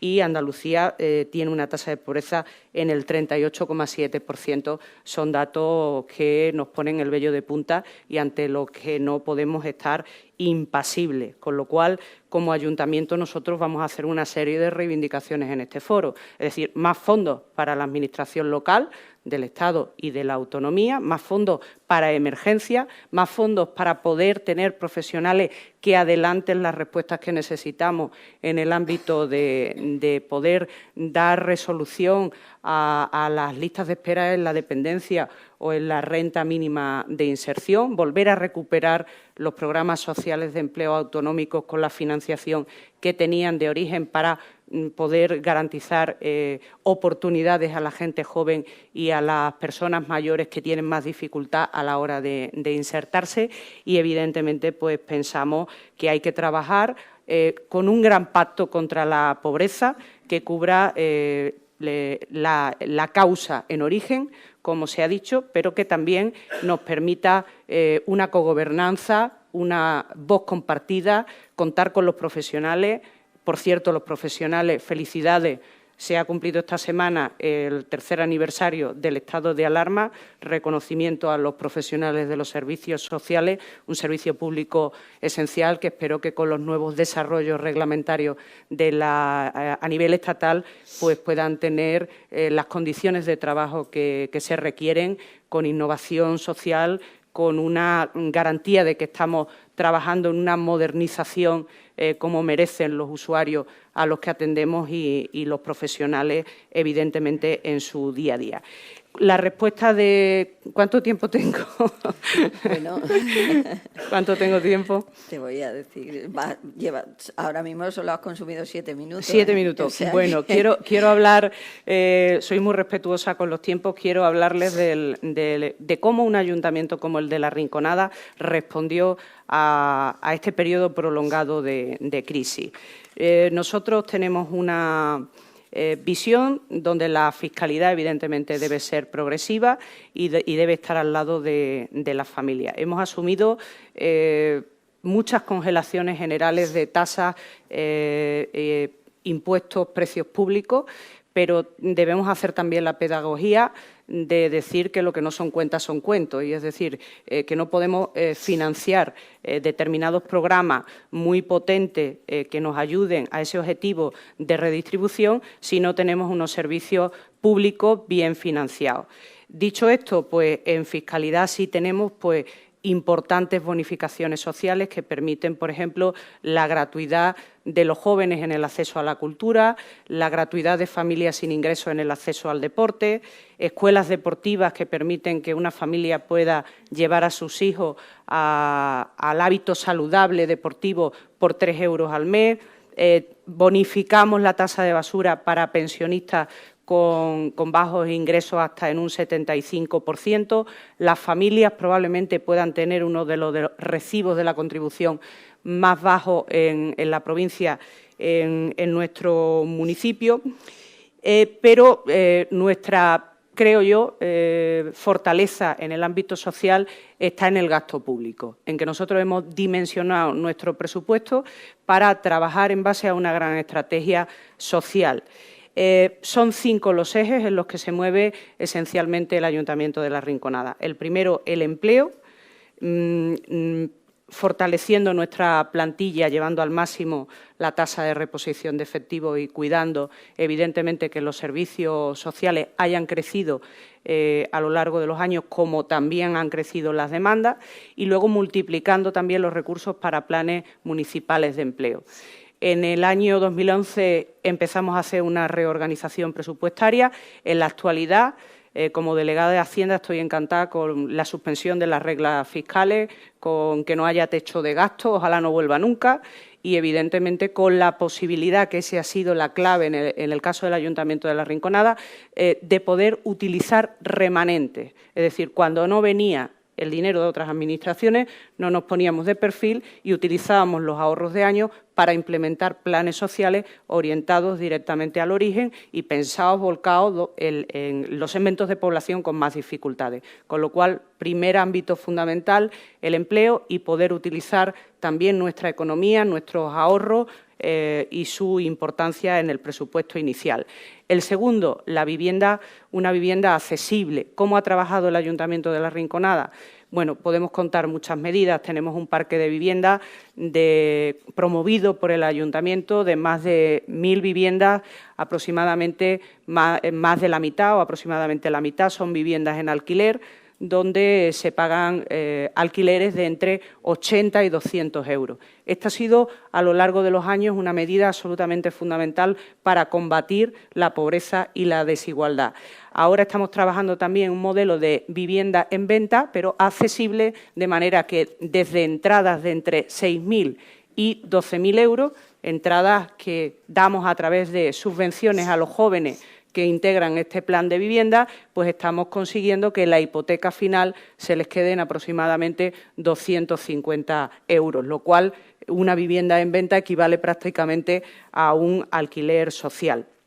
Lo han comentado las compañeras, la educación, el conocimiento, la formación, el ascensor social que para nosotros es fundamental el tener un buen mapa de posibilidades formativas, acuerdos con la universidad. Saludo a mi querido Eladio, director de la UNED, que se encuentra con nosotros en sala, y con él, precisamente, con la Universidad de Sevilla, con la Pablo de Olavide, tenemos convenio precisamente para favorecer trenes de segunda oportunidad y acceso a la cualificación. Estamos trabajando en becas, estamos trabajando en bilingüismo, estamos trabajando con el tercer sector para tener talleres de apoyo para niños pertenecientes a familias que se encuentran en riesgo de exclusión social, y esta línea de trabajo de muchos años empieza a dar sus frutos después de años y años de constancia y de tenacidad y de presencia en los presupuestos. El cuarto pilar para nosotros serían las ayudas sociales. No hablo de asistencialismo, pero sí ha habido un crecimiento desde el año 2011, 180.000 euros, a casi 1 millón de euros en el presupuesto de 2023 tiene La Rinconada para ayudas que están orientadas a blindar un escudo social, a complementar el ingreso mínimo vital, si no lo hace la Junta de Andalucía en tiempo y forma, urgencia habitacional, ayudas a víctimas de violencia de género, garantía alimentaria ante el cierre de comedores en colegios, ayudas contra la brecha digital, todo eso está presente. El quinto y último pilar sería, en este caso, pues el trabajo con las personas mayores, desde la prevención, desde un servicio propio de ayuda a domicilio que tiene el Ayuntamiento de La Rinconada, y el trabajo con la infancia. Somos Ciudad Amiga de la Infancia. Tenemos un gabinete psicopedagógico para detectar necesidades y problemáticas desde edades tempranas. Estamos trabajando con los colegios en coeducación y valores. Estamos intentando favorecer una estrategia de acceso a los servicios fundamentales para el ocio, la cultura y el deporte para todas las familias, y además tenemos un plan integral de juventud que obliga a todas las áreas municipales, más allá de juventud y bienestar social, a implementar políticas dirigidas a la infancia y la juventud, precisamente para contrarrestar la desigualdad desde edades tempranas. Por último, y termino, gracias a los remanentes hemos podido implementar un plan que llamamos Plan RESET, que se aprobó en el año 2021, que ha movilizado 3.000 contratos suplementados, sufragados o financiados por el Ayuntamiento de La Rinconada, 9.500 ayudas sociales y casi 800 incentivos económicos al mantenimiento de actividad empresarial, fundamentalmente pymes, autónomos, y también, pues, evidentemente, ayudas a la transformación digital y a la modernización de nuestras empresas para resistir el impacto de una pandemia, el ciclo posterior y después, pues, todas las condiciones que ustedes conocen como consecuencia de la guerra de Ucrania y la afectación que ha tenido a la economía internacional. Muchas gracias por su atención.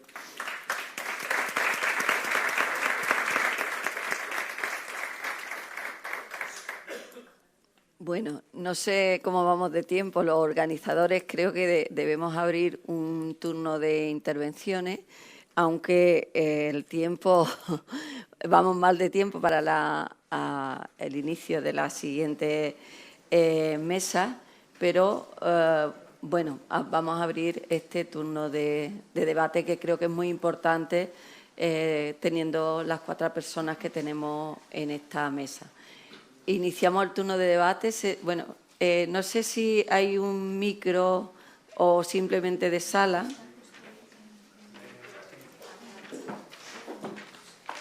Es que si no, debería haber una persona que se acerque. Vamos a acercar el micro a las personas que levanten la mano para que todos puedan. Tenemos la primera persona, sí, por favor, justo, la camisa blanca. Sí, sí. Quería hacer muchísimas gracias. Quería hacer una reflexión al cabo de lo que habéis planteado. Una reflexión que a mí me parece necesaria en este momento crucial, donde las crisis se repiten y golpean duramente otra vez a las poblaciones y se incrementa cada vez más la desigualdad, como planteaba Stiglitz y como siguen planteándolo la mayoría de los economistas, ¿no? En este momento yo pienso y creemos algunos que el poder no está en la política. El poder está fuera de la política. Está en corporaciones, está en los bancos, está en otras instituciones alejadas de lo que sería el control de las instituciones que pudieran de alguna manera desde la política regular las situaciones que se están produciendo. Este incremento creciente de la desigualdad es muy alarmante. Yo entiendo que los ayuntamientos, yo entiendo que los estados intentan dar solución a estos temas, pero las medidas no son suficientes, ¿no? A mí me gustaría saber qué pensáis sobre esta cuestión. Muchas gracias. No sé si lo mejor será que recojamos todas las intervenciones y después las compañeras de la mesa responden.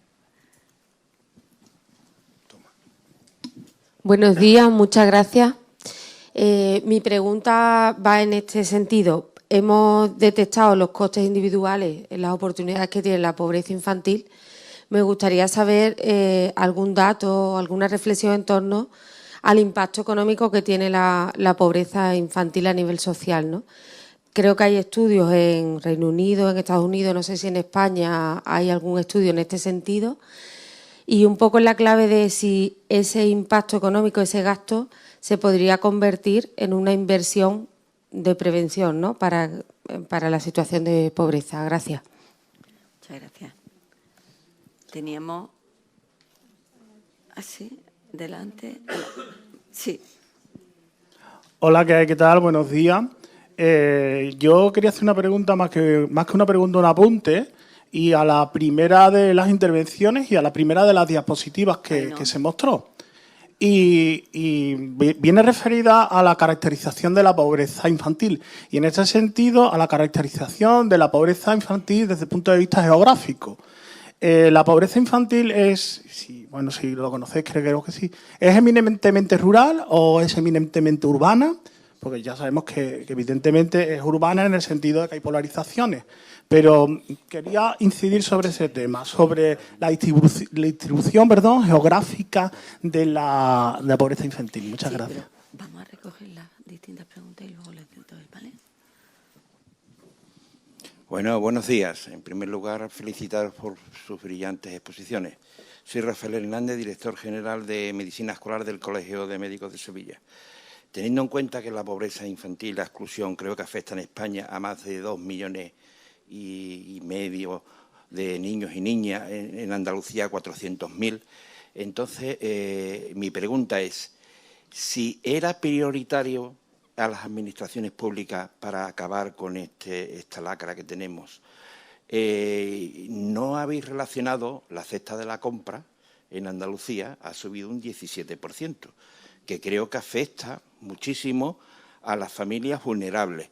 Si antes era prioritario, yo creo que ahora hay alta prioridad para solucionar, digamos, este problema. Cuando hablamos de cuidados, los cuidados que tenemos que dar a estos niños son cuidados sanitarios, educativos y sociales. Yo quería comentar, sobre todo las administraciones locales, sobre la Consejería de Educación, o sea, la educación infantil, que debería ser universal, gratuita y de calidad, sobre todo para estas familias vulnerables. El tramo 0-3 años, la importancia de la educación. En segundo, el tema sanitario. La obesidad infantil creo que afecta más a estos niños vulnerables que al resto. Creo que aquí en Sevilla se va a hacer una experiencia piloto en Polígono Sur que creo que se debería de extender a toda la familia, porque estos niños tienen problemas nutricionales, problemas de salud bucodental, de salud mental. Y después también quería, como posible solución, la conciliación familiar y laboral, para que, digamos, estas familias puedan atender mejor a sus hijos. A ver qué piensan ustedes.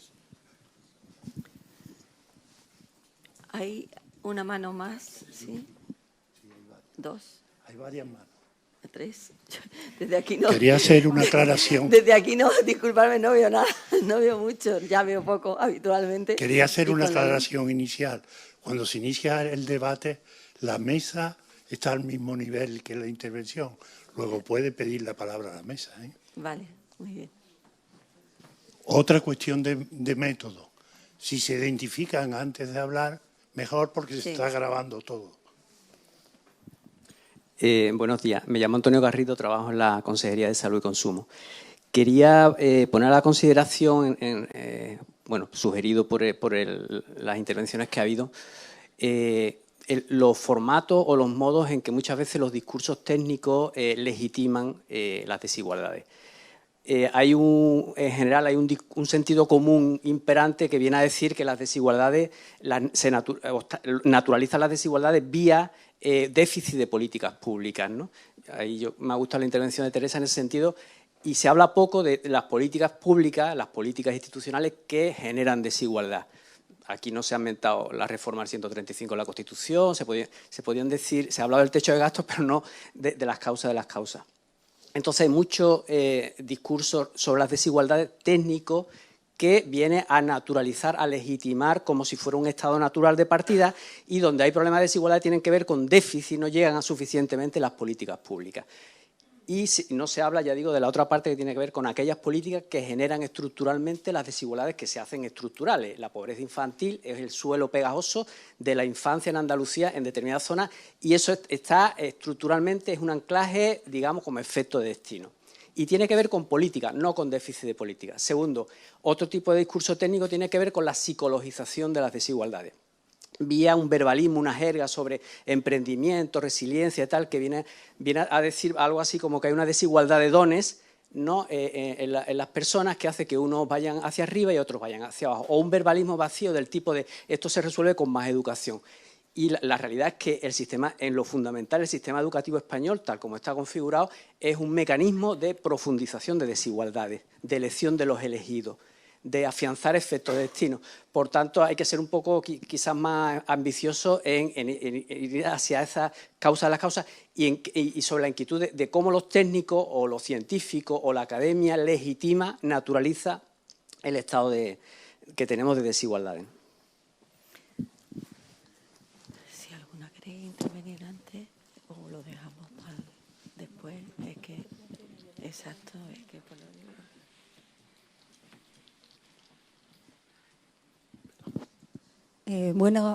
Soy Isabel Herrera, soy profesora de Psicología de la Universidad de Sevilla y en este momento represento al área de Psicología de la Intervención Social del Colegio Profesional de Psicología. Y bueno, yo quiero agradecer a todas las ponentes porque hemos podido ver o establecer una ecuación, ¿no?, de cómo podemos contribuir a reducir la pobreza y la desigualdad, un poco disminuyendo algunos indicadores del numerador, como puede ser la desigualdad en el acceso a la educación, el lugar donde naces y donde vives, la familia de la que procedes, y en el denominador pues incrementar una serie de activos, ¿no?, que la gran mayoría de ellos tienen todo que ver con activos de tipo económico e inclusive, pues, como no, también la educación, ¿no? Aquí me gustaría, porque también algunos de los compañeros han hecho alguna referencia a ello, ¿dónde se encontraría aquí a la salud mental? Porque está claro que las personas con problemas de salud mental seguramente están en los indicadores de pobreza y me gustaría que se considerara en esta adecuación donde se situaría. Muchas gracias. Creo que ya no quedaba ninguna. Ah, sí, ahí en la esquina. Y al fondo.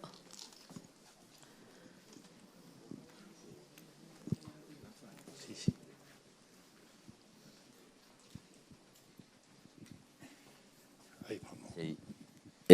Yo soy Rafael García y trabajo en atención primaria de salud. Soy trabajador social. Hay cosas, bueno, por supuesto agradeceros a vosotras, ¿verdad?, que nos habéis aportado, ¿no?, y que nos habéis despertado y además dando datos de la realidad. A mí es algo que me preocupa.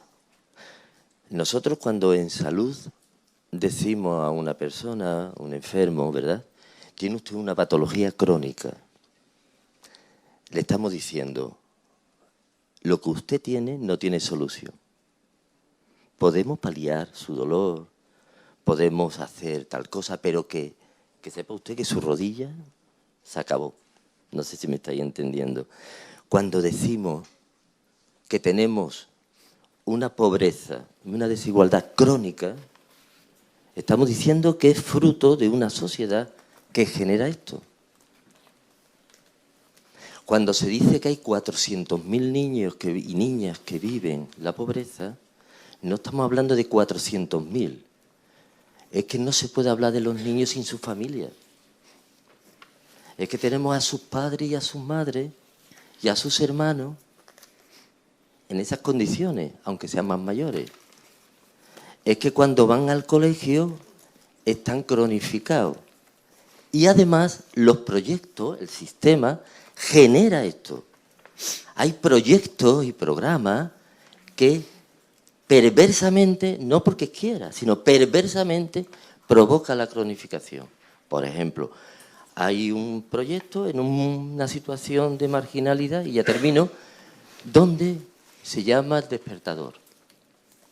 Consiste en llamar a los niños que están en situación vulnerable de exclusión social para que vayan al colegio.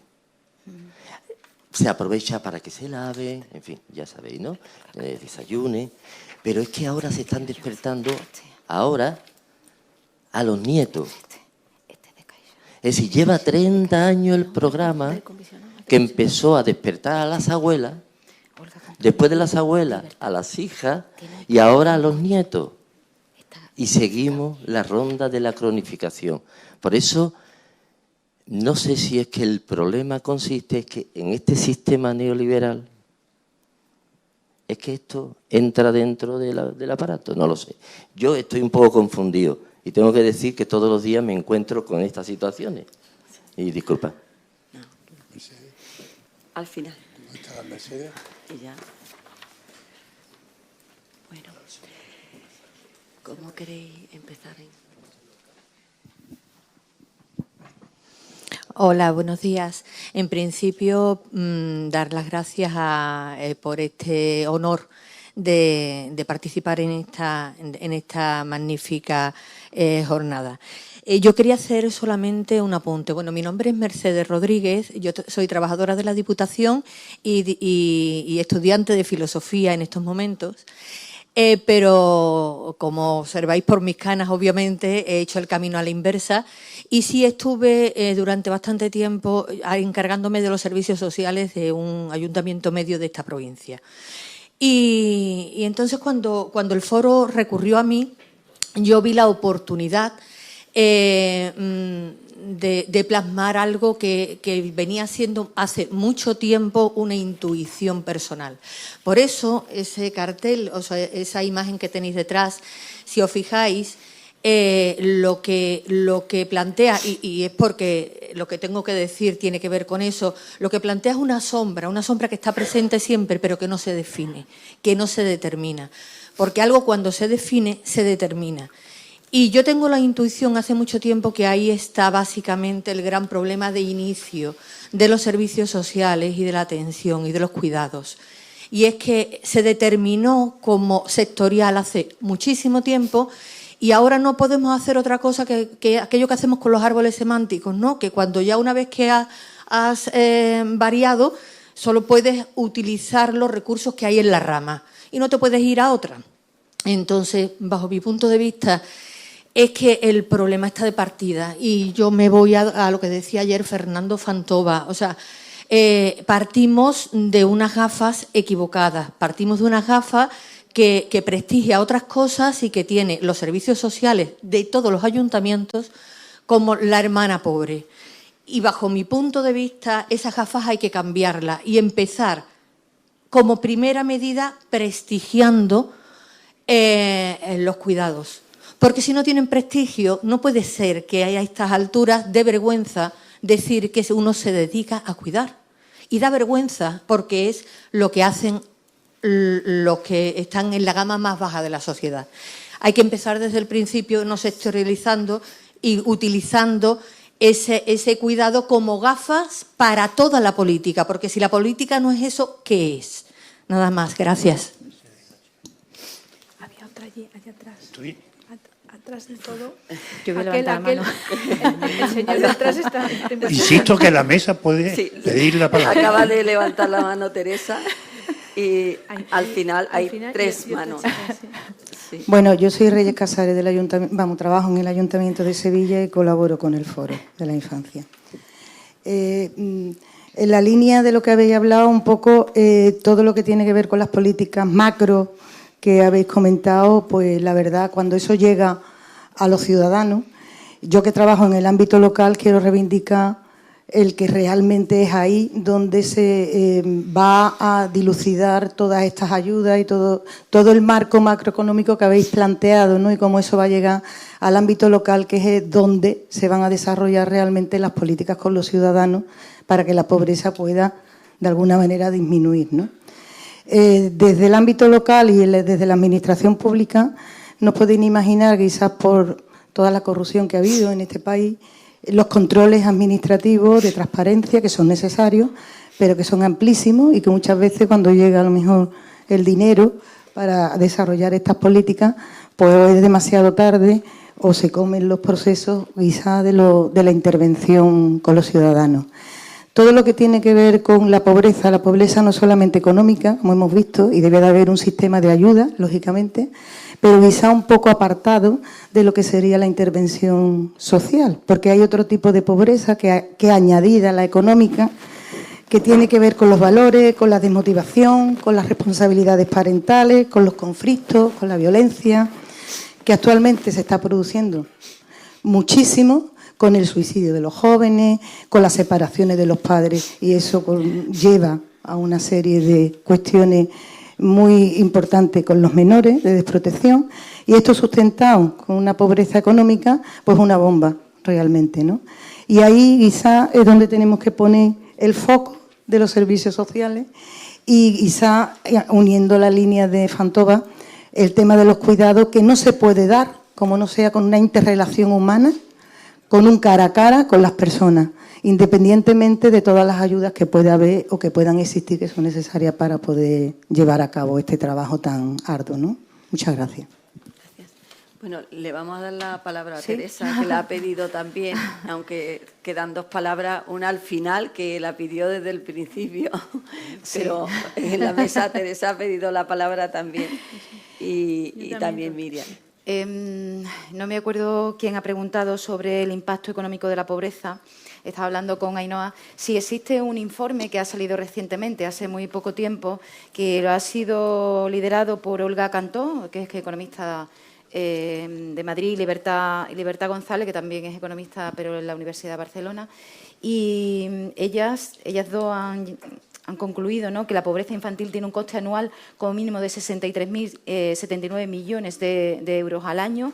Eso equivale al 5,1% del PIB y es como 1.338 euros per cápita al año. O sea, tiene un coste muy elevado para todas y todos nosotros. O sea, tenemos que ser conscientes de que la pobreza tiene un coste muy elevado, en realidad, sí. Ha salido recientemente, ha salido, yo creo que incluso el presidente del Gobierno de España presentó el informe. Creo que fue, o sea, ha tenido bastante repercusión en los medios. Bueno, yo es que son muchísimas preguntas y muchas ganas también de que aportéis y que habléis, o sea, que vamos a estar aquí todo el día y vamos a ir hablando luego fuera del escenario, ¿no? De cada una de estas cosas. Recuerdo, por ejemplo, la de la distribución territorial de la pobreza en la infancia y no puedo darte una respuesta A o B, ¿no? En el sentido de que depende del momento, ¿no?, del año, del periodo que estemos estudiando, depende cómo midamos la pobreza. Hemos visto en pantalla lo que es el Atlas de la distribución de la renta, que es unos mapas que fabrica el INE y que tienen también sus limitaciones y sus posibles errores en medición, obviamente, como cualquier otro método estadístico, ¿no? Pero sí que te recomendaría que en la página del Alto Comisionado de Lucha contra la Pobreza Infantil vas a encontrar, hay un informe que se encarga directamente de analizar el tema de la territorialización urbana, rural, de la pobreza infantil y te remitiría, bueno, pues a ese trabajo en ese sentido, no sé. Al final. Por fin. Lo voy a poner por aquí para que me veáis un poco mejor. Mi nombre es Leandro Castro, soy presidente de la Federación Andaluza de Medicina Escolar y miembro del Foro por la Infancia en Andalucía. Quiero felicitar a la mesa por la visión tan amplia que nos han dado sobre las repercusiones de la pobreza sobre la población en materia de vivienda, de salud mental, educación, el futuro laboral de nuestros jóvenes. A mí realmente lo que más me preocupa es la repercusión inmediata. En la línea de mi compañero Rafael es sobre todo sobre la nutrición infantil. Las familias vulnerables están teniendo una alimentación penosa. Los supermercados no están contribuyendo nada. Cuanto más crisis, más margen de beneficio, menos repercusión. Y eso va a repercutir en nuestros jóvenes, en nuestros niños. Nuestros niños se están alimentando mal, comen poca verdura, poca fruta, poco pescado, mucha bollería. Realmente eso creo que es urgente. Creo que la primera intervención que tenemos que hacer es sobre la alimentación, porque la alimentación va a dejar repercusiones futuras. Y esas repercusiones futuras o las atajamos ahora o no tienen solución. Nuestros niños se están alimentando mal y creo que por ahí es donde tenemos que empezar la intervención. Por presionar a los supermercados, a las grandes superficies, que la alimentación no es un artículo de lujo, es una necesidad. No podemos abocar a la bollería y a la alimentación industrial cuando realmente tenemos los campos llenos de fruta, de verdura, los mares llenos de pescado. Y por ahí es donde creo que debemos de empezar. Esa es mi aportación. Vale, contestamos, ¿no? Sobre la pregunta concreta. Sí, vamos a dar, en la mesa hay dos personas que quieren intervenir brevemente, que les vamos a dar la palabra y ahora va a intervenir la compañera y una más. Y ya vamos a cerrar porque si no la siguiente mesa no empieza. Entonces, las personas de la mesa que queréis contestar rápidamente. Hay varias cosas. Una que me parece muy importante es el tema de la educación sanitaria. Casualmente, lo digo porque esto es un azar, en el seno de este proyecto de innovación que ha mencionado en mi currículum la vicerrectora, este año estamos haciendo un proyecto de aprendizaje-servicio que significa que los alumnos proponen indicadores para evaluar un programa social que desarrolla, en este caso, el Ayuntamiento de Madrid. Este año ha sido la tarjeta Familias. Y la tarjeta Familias, lo digo porque a lo mejor aquí no la conocen, es una tarjeta que concede el Ayuntamiento de Madrid, una tarjeta de cajero automático con una dotación económica, después de evaluar la situación de las familias que demandan esa prestación, para que las familias adquieran productos en establecimientos que están catalogados como de alimentación o de higiene y puedan adquirir su cesta de la compra en esos establecimientos.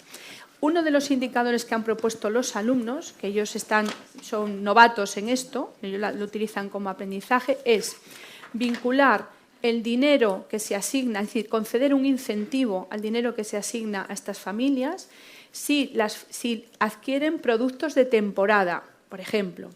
Pero yo creo que, al hilo de lo que han comentado los expertos en el ámbito sanitario, me parece muy interesante que se trabaje de forma interdisciplinar. Es decir, toda la información que recaudan los trabajadores sociales a la hora de conceder estas tarjetas, que conocen los datos de los menores, porque hay un plus, hay un porcentaje adicional si hay menores en el seno de esa familia, es decir, si la cuantía, vamos a suponer que son 400 euros, si hay un menor o si hay dos, se incrementa por un tanto por ciento que se ha determinado en la configuración que tiene, insisto, el Ayuntamiento de Madrid. Entonces, sería muy interesante que una actuación integrada de varios colectivos que están detectando a través de esa evaluación inicial que hacen los trabajadores sociales, de si en esas unidades familiares hay niños sin escolarizar, de si hay problemas de obesidad, de si hay problemas de higiene en el hogar, porque a lo mejor muchas enfermedades infantiles están asociadas a la infravivienda en la que habitan esas familias, trabajar integradamente para, primero, tener información y, segundo, distribuir esa información entre los diferentes departamentos que puedan aportar recursos al bienestar de esas personas. Entonces, yo creo que uno de los grandes defectos, y lo comentaba alguien con la burocratización de las prestaciones, es que trabajamos en compartimentos estancos, que hay departamentos que tienen mucha información, pero que luego la competencia suya no es trabajar en relación a esa información. Pero esa información que ellos tienen y que ellos conocen sería de vital importancia para otro departamento. Entonces, yo creo que aquí, y quizás ahí en el ámbito local, conectando un poco con lo que señalaba Raquel, que es el que está más cercano al ciudadano, hombre, el disponer de esta información y decir esto es interesante para este departamento, para esta concejalía o para esta sección o para esta, es más fácil de implementar que a lo mejor en la administración más grande, ¿no? Luego también tenemos un problema competencial. Hay competencias que tienen las autonomías y que no tienen los ayuntamientos. Pero yo creo que sería muy necesario si queremos... Es decir, yo creo que el diagnóstico está bastante bien hecho. Lo que pasa es que estamos un poco en el tema de la eficacia de las actuaciones. Y la eficacia de las actuaciones y la efectividad de los recursos depende de cómo se agilice y cómo se tramite esa información, esa interconexión entre las distintas unidades, departamentos, ministerios, llamémoslo como queramos, que pueden estar afectados por luchar contra un objetivo común que es evitar la pobreza, mitigar la pobreza, para que no se reproduzca. Alguien lo comentaba, ¿no? Es que lo comentabas tú. 30 años más tarde seguimos viendo que los perceptores de esas prestaciones están focalizados en las mismas familias en la tercera generación. Luego algo falla, indudablemente. Yo quería, ahondando en lo que se comentaba y al hilo de algunas reflexiones, yo creo que este foro sirve para decirnos que todos tenemos obligaciones que cumplir. Pertenezco a un ayuntamiento que no le gusta echar balones fuera, sino asumir sus propias responsabilidades dentro de sus competencias y a veces por encima de sus competencias. El tema es muy serio y yo creo que con el talento que hay en la sala y las conclusiones que van a salir, pues esto nos debe llevar a que ese nuevo contrato social, en efecto, se firme, se formalice y podamos llevar a nuestros plenarios una serie de compromisos que nos permitan una estrategia ciudad-pueblo contra la pobreza y contra esa cronificación que tanto nos preocupa. Y eso conllevará pues, una serie de obligaciones que en 10 minutos es imposible situar en el repaso a un presupuesto, pero que evidentemente nos preocupa, se ha dicho, la salud mental, cómo estamos nosotros atendiendo esa detección inicial de problemas. Gabinete psicopedagógico, que es un cuerpo municipal de psicólogos que están en contacto con los colegios captando problemas.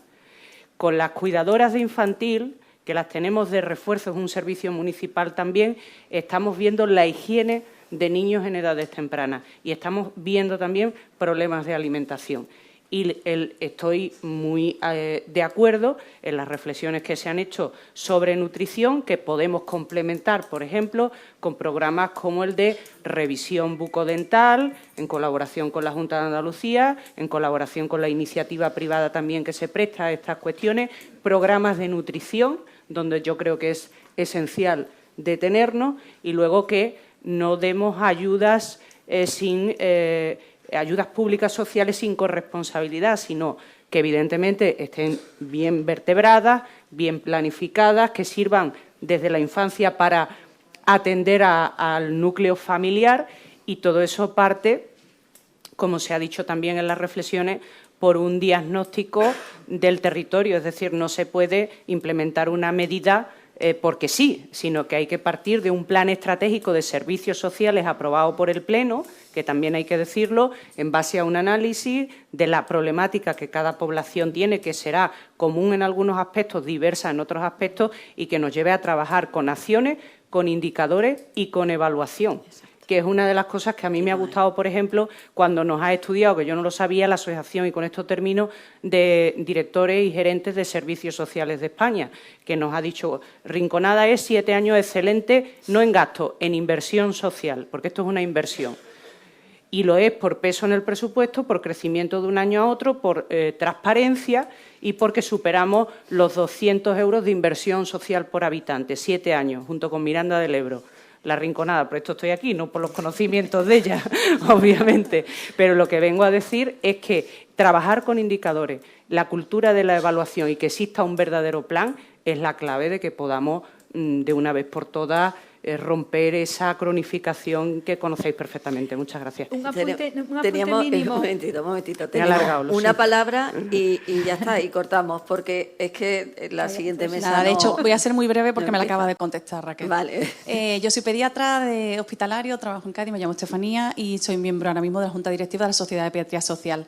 Entonces, quería hacer la reflexión, quería preguntarte directamente cómo funcionaba ese gabinete psicopedagógico con los niños, qué hacíais. Y bueno, me la acabas de responder. Por hombre, aprender, ejemplarizar y si podemos hacer algo mejor, o si no era práctico, pues que no, la teoría también está muy bien. Tenemos un gabinete, pero no sabía exactamente qué hacíais. Y, bueno, reflexionar sobre la evidente desigualdad que hay en el tratamiento, por ejemplo, de la salud mental de los niños. O sea, es que el que no tiene dinero no puede ir a pagarse un psicólogo las X veces que necesita, que la sanidad pública te lo proporciona, pero con unos tiempos muy complicados y nada acordes a lo que a lo mejor necesita un paciente. Y si no tratamos los problemas de salud mental o relacionales o de apego o de miles de problemas que tienen los niños que hacen que sean un ser adulto saludable, pues ni siquiera van a darse cuenta ni vamos a solucionar todos estos problemas si no creamos adultos sanos. Entonces, desde la alimentación hasta la salud mental, evidentemente, que para mí era muy importante reflexionar sobre eso y preguntarte directamente. Gracias. Bueno, pues creo que, no sé, ya he dicho antes que íbamos a dar una última palabra, pero creo que ya vamos a cortar. Ni siquiera vamos a hacer las conclusiones de esta mesa en extenso como deberíamos hacerlas. Se publicarán con posterioridad porque ya nos hemos comido todo el tiempo. Yo creo que se han planteado todas las claves. Tanto Ainhoa como Miriam han planteado un mapa alarmante y un mapa que nos debería avergonzar a todas las personas, que es un mapa de pobreza generalizada, digo generalizada porque hablar de un 40% de pobreza infantil en Andalucía o en España, eso es algo que no nos debería de dejar indiferentes a ninguna persona. Miriam ha planteado algunas soluciones que iban desde la modificación del mercado laboral, del mercado productivo, hasta la educación continua o la actualización continua en el mercado laboral para evitar que pueda expulsar pues, los cambios tecnológicos a las personas. A mí me hubiera gustado también intervenir en algún sentido porque me preocupa mucho una nueva forma de pobreza. Estamos hablando de un tipo de pobreza, pero la pobreza va cambiando también su cara. Hay una pobreza que está generándose o se va a generar por el mundo tecnológico, el ecosistema tecnológico global en el que estamos ya inmersos, que va a afectar a las personas mayores, pero también va a afectar a núcleos de población que están en ámbitos con peor acceso a la información. También me gustaría que se hubiera hablado específicamente de la perspectiva de género en los programas y en las intervenciones de los ayuntamientos y de otros ámbitos, porque la pobreza tiene nombre de mujer, de niño y niña, pero de mujer, y básicamente porque los cuidados sean y siguen siendo una responsabilidad de las mujeres y es una de las tareas más devaluadas, históricamente devaluadas en una sociedad patriarcal y machista en la que todavía vivimos, y eso hace falta revisarlo.